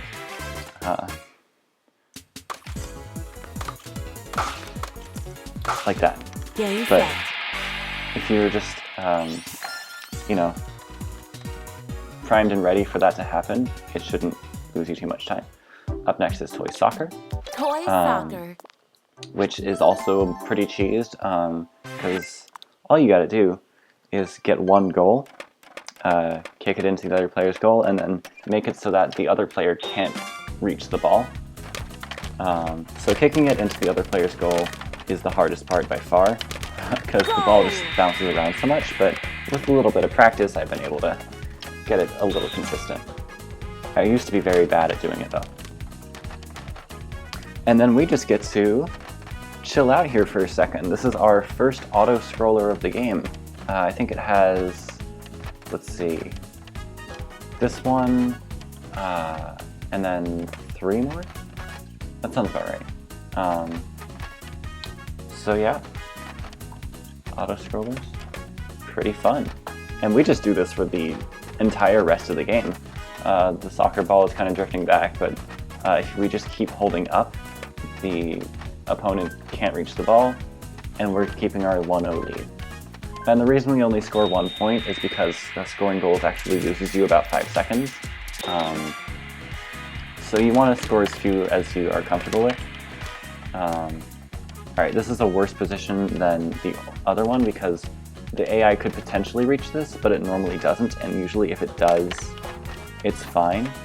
This is not fine though, because it's going into a place where it can reach it again and potentially kick it into the goal. Luckily, it kicked it into the position that we like, which is up here, either on the left or the right, right up next to our outermost player. So I hope you're having a fun time with the run here. And we're going to get some additional time at the end here, which is RNG between 10 and 14 seconds. We got the worst one, so it can be 10, 11, 12, 13, or 14. And we managed to get 14, which is pretty fun.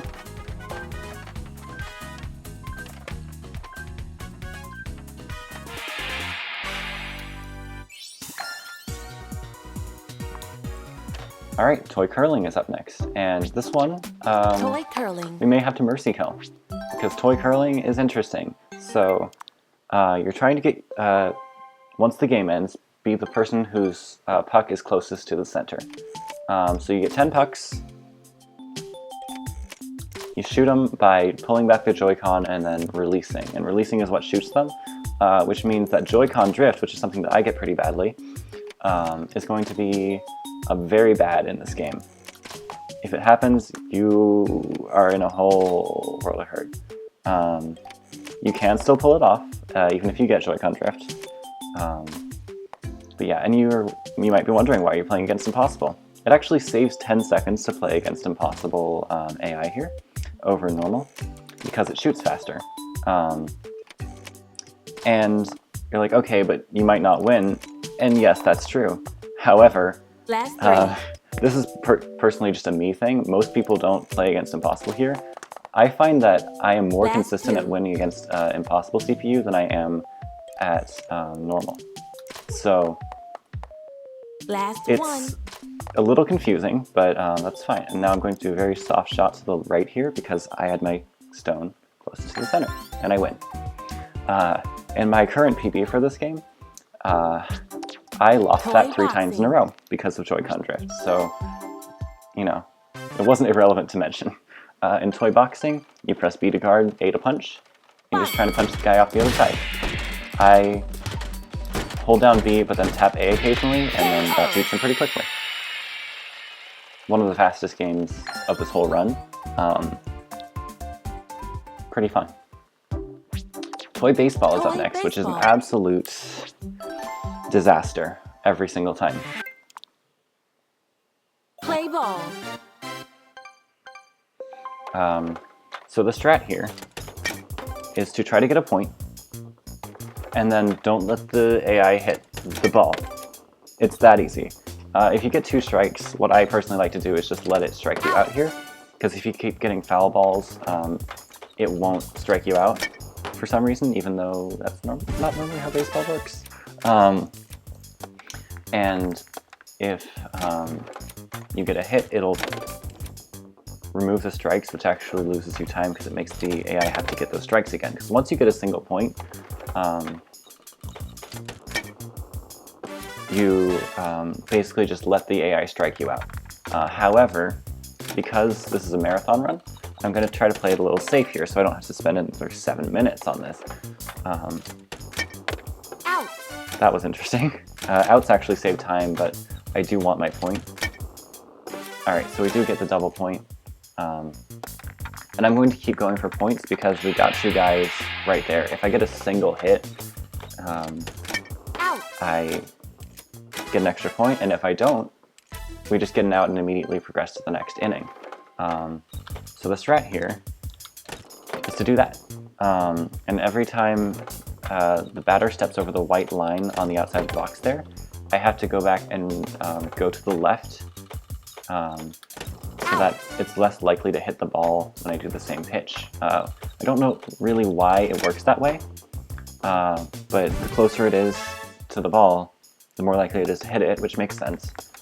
So this striking strat isn't completely consistent. There is a more consistent one that I'm worse at, and it is slower, so I'm not going to do it. When I say it's more consistent, I would say it can be more consistent, but for me personally, I am less consistent with it.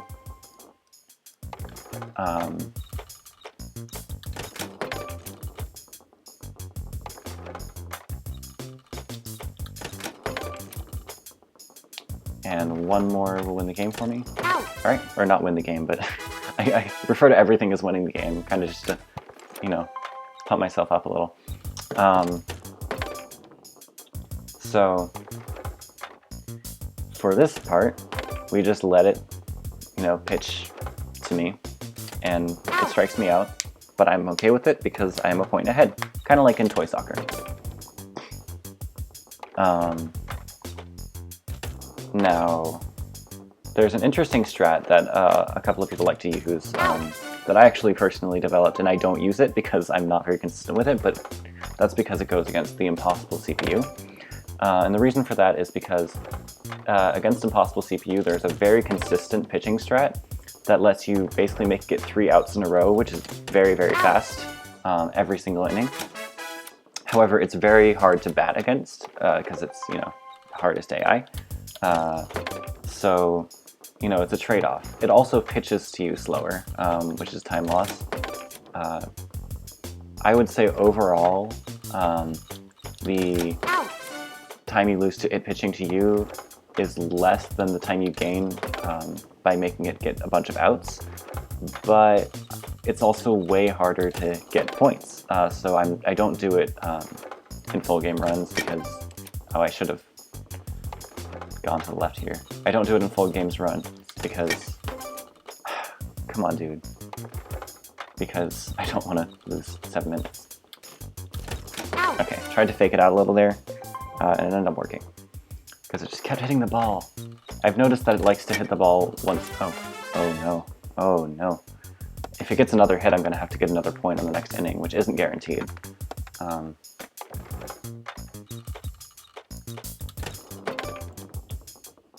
I completely lost my train of thought. That stressed me out.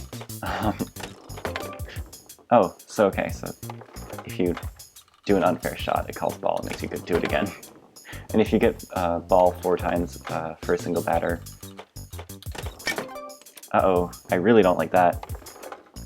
If you get ball 4 times for a single batter, all of the current batters on the field walk up 1 base. Luckily, I was able to keep it from getting a point there, but I am nervous, so I'm going to try to get a second point just to keep it a little Gucci here, so I don't have to waste any more time. All right, there's my point. See, it's that easy.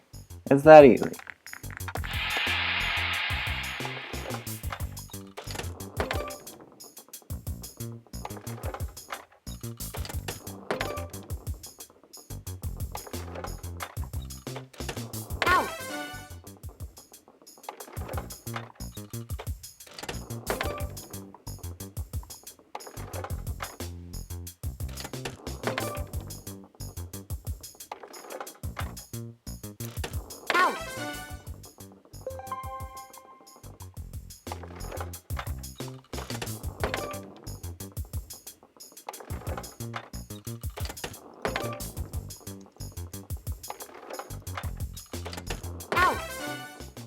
Alright. So after that safety happened, after that safety strat went through, we're just going to do the same thing we've done the other innings and hope it works out just as well. So we're Out. almost done here. This is one of the longest games in the whole speedrun. It's up there with Riichi Mahjong and potentially President if you're, you know, a little slow with it. Oh, had a little bit of a controller issue there. That's annoying. Gotta make sure I, you know, wait a second to make sure it gets faked out. We just try to do 3 more strikes in a row.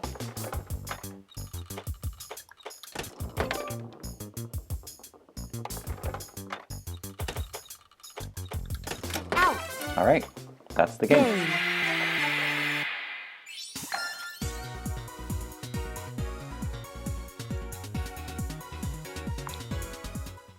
And then up next is air hockey. Air hockey. Which I'm assuming most people know, but or like they know what it is.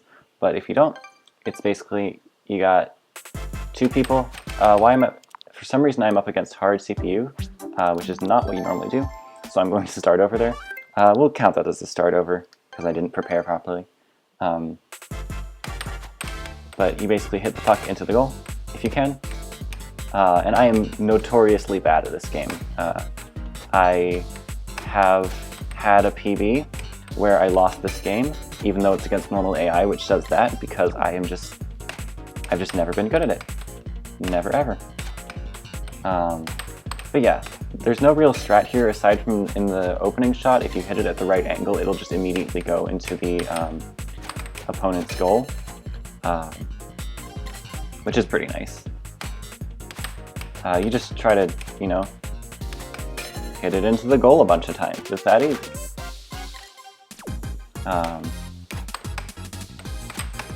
See, notoriously bad at the game.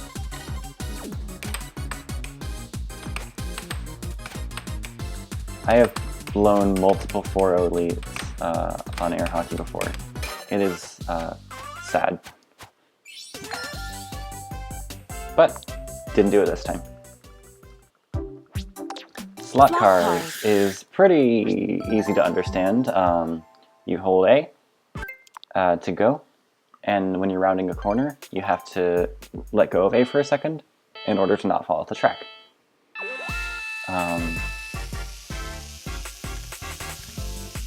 And it's only when you round some corners, so you'll hear that noise when you're about to fall off the track, and it's telling you to please release A or you will fall off the track, which loses you roughly 2.5 seconds.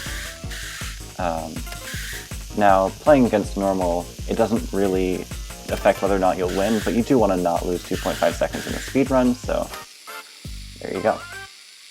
And I got a 25.4, which is a pretty good time for me, especially in a speed run where I'm trying to be a little safe. All right, on to fishing, which is by all accounts the hardest game in the speed run. I think I got this. You're trying to catch 2,000 grams worth of fish within these 3 minutes. It's very difficult.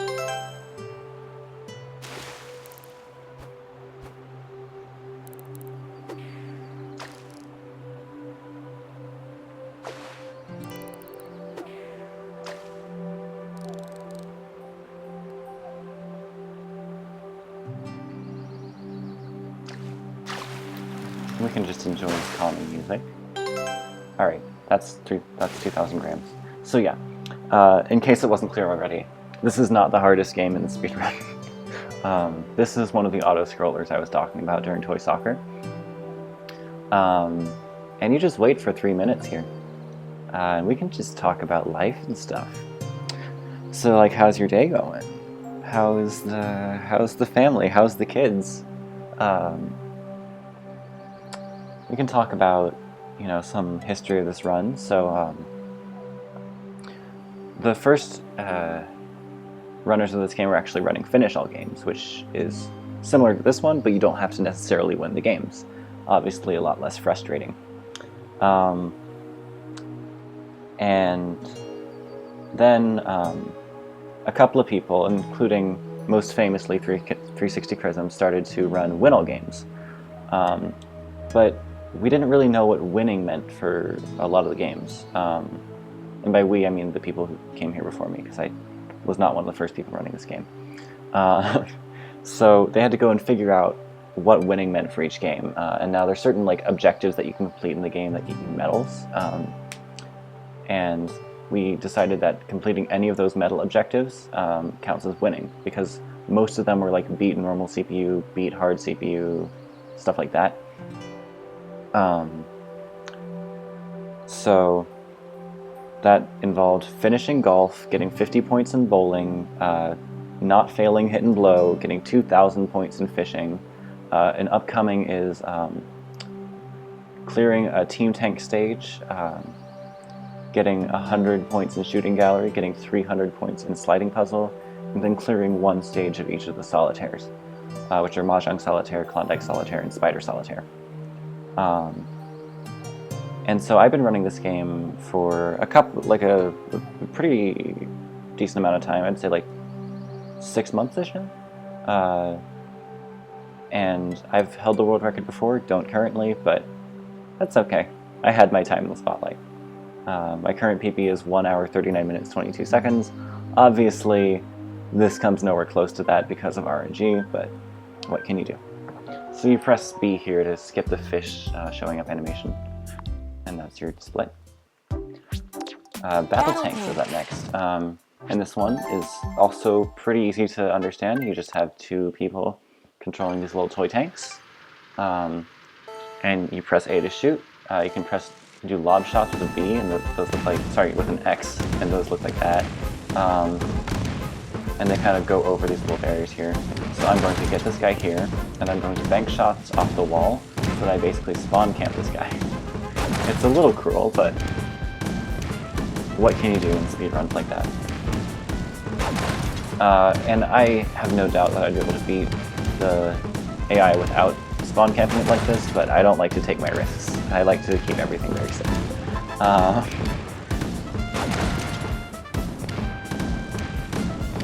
So we're just gonna spam A here. This is another one of the auto scrollers I was talking about, because it's just a minute every time.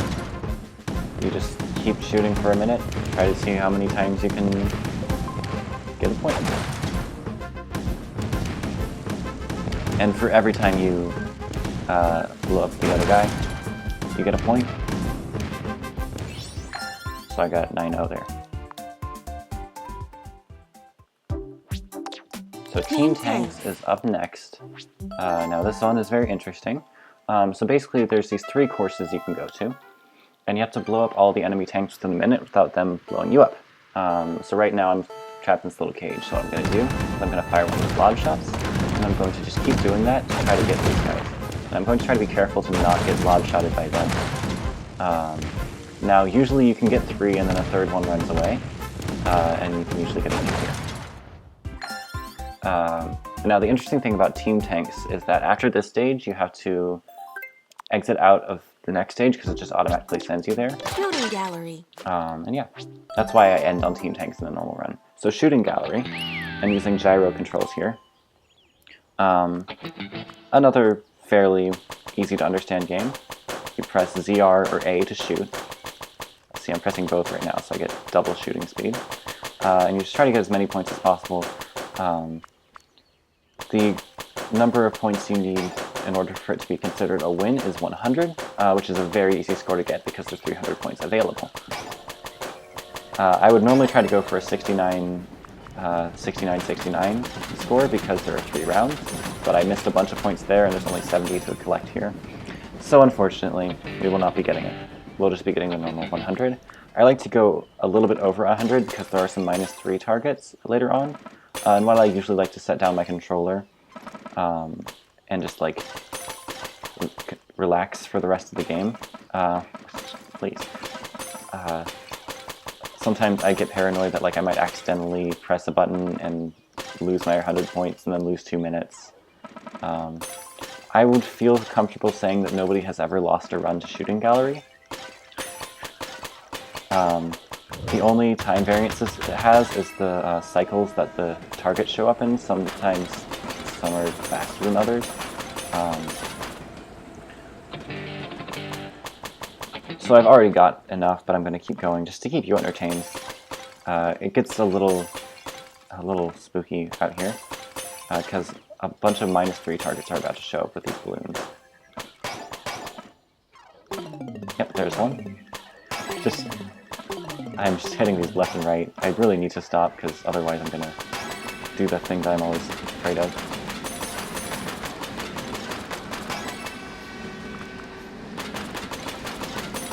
So yeah, I'm not good at Shooting Gallery, but I don't need to be. I get 256 points, which is 156 more than I need to. And we're good. On to 6-ball puzzle. Now this one is not intuitive at all. But the idea here is that you're making shapes out of 6 balls of the same color. They're 5 different colors. So the shapes are pyramid, hexagon, and line. And those are pretty self-explanatory. You'll see me make a couple of them here. I'm playing against hard CPU because it drops balls on its own side faster, and the objective of the game is to make the other person's side fill up with balls. Feel free to take any of this out of context, by the way. So generally doing 2 hexagons against hard AI will make it fill up the entire side, because hexagons put the most balls on the other player's side. However, I wasn't able to make the hexagon, which is fine. It's probably going to fill up its side at some point. There you go. And then, boom.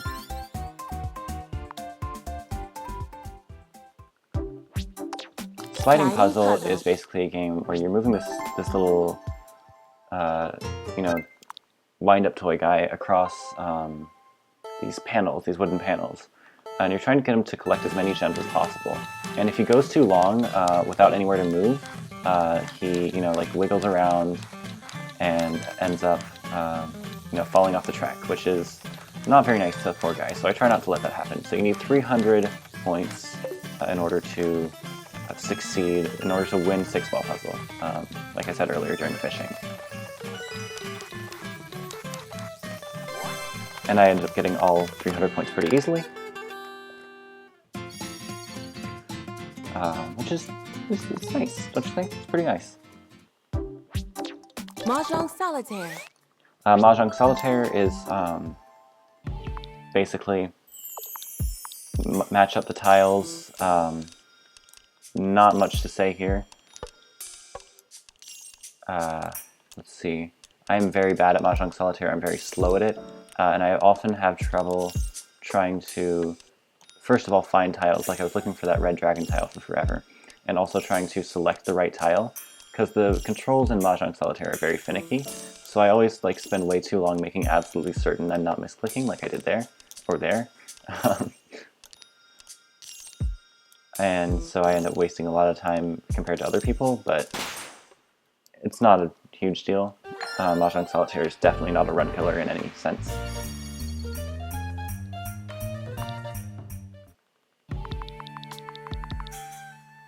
Alright, so Klondike Solitaire is up next. Klondike Solitaire. And this one's very interesting because it is, not entirely luck-based, but it is very easy to just get completely screwed and stuck on a bunch of Klondike Solitaires in a row.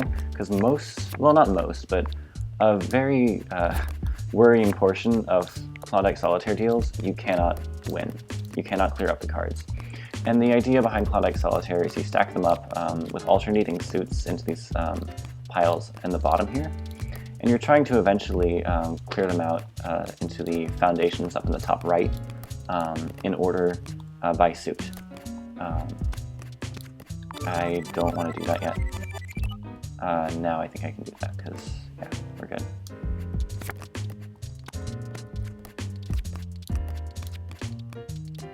Alright, so now we get to clear this out. You can very often get stuck in this game, like I was saying. And then ideally you don't want to manually put these cards into their foundations, because at the end of the game it'll like say, oh, do you want us to do this automatically for you, and you just click yes and it saves a lot of time, but sometimes you're forced to do a couple of cards yourself. And that was actually a very fast Klondike Solitaire. Kind of proud of myself for that one.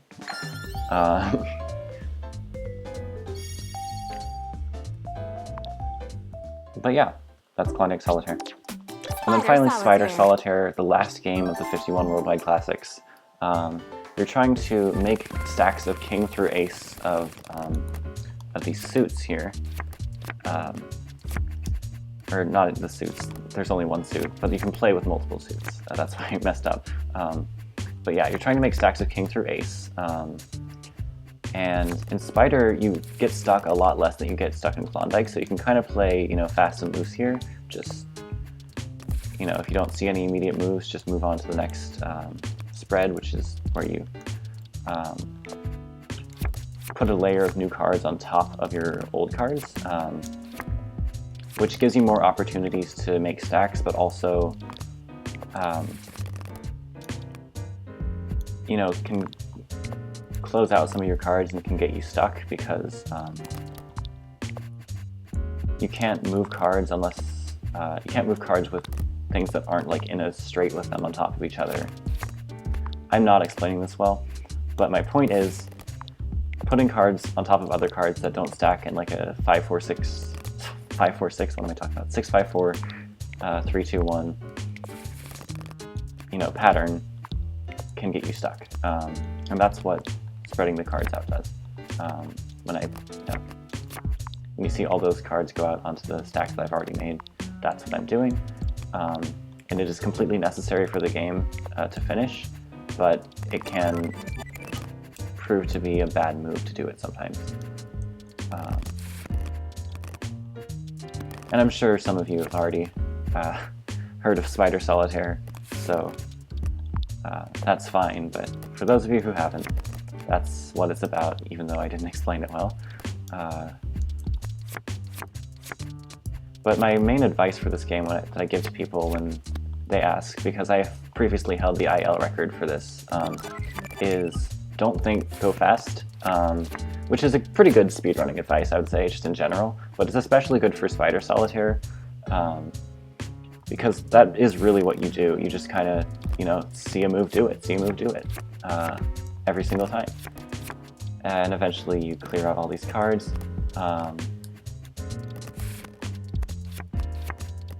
And boom, one more left.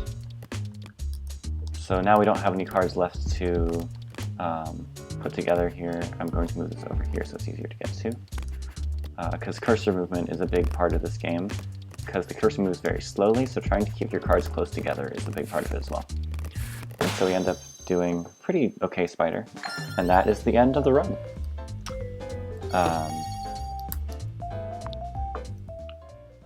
So congratulations to me, I suppose. Thank you for watching, and I hope that my my little run here gets accepted into the event, and I hope that it goes well, even if it doesn't get accepted. And just for, you know, officiality's sake, if we were doing this run for the actual event, I would have just done donations equal to, let's see, that is $42.60 to the charity, because I did 2 mercy kills, 21 start overs, and 16 undos, as far as I'm aware. Oh, I forgot to count the undos at the end of Klondike. I can add a couple there, so it would be around that much. I would probably have somebody keeping track for me, either somebody commentating or somebody in the chat. So I wouldn't have to keep track of that myself, but it would be somewhere around $42.60. So yeah, that's the run. Cheers.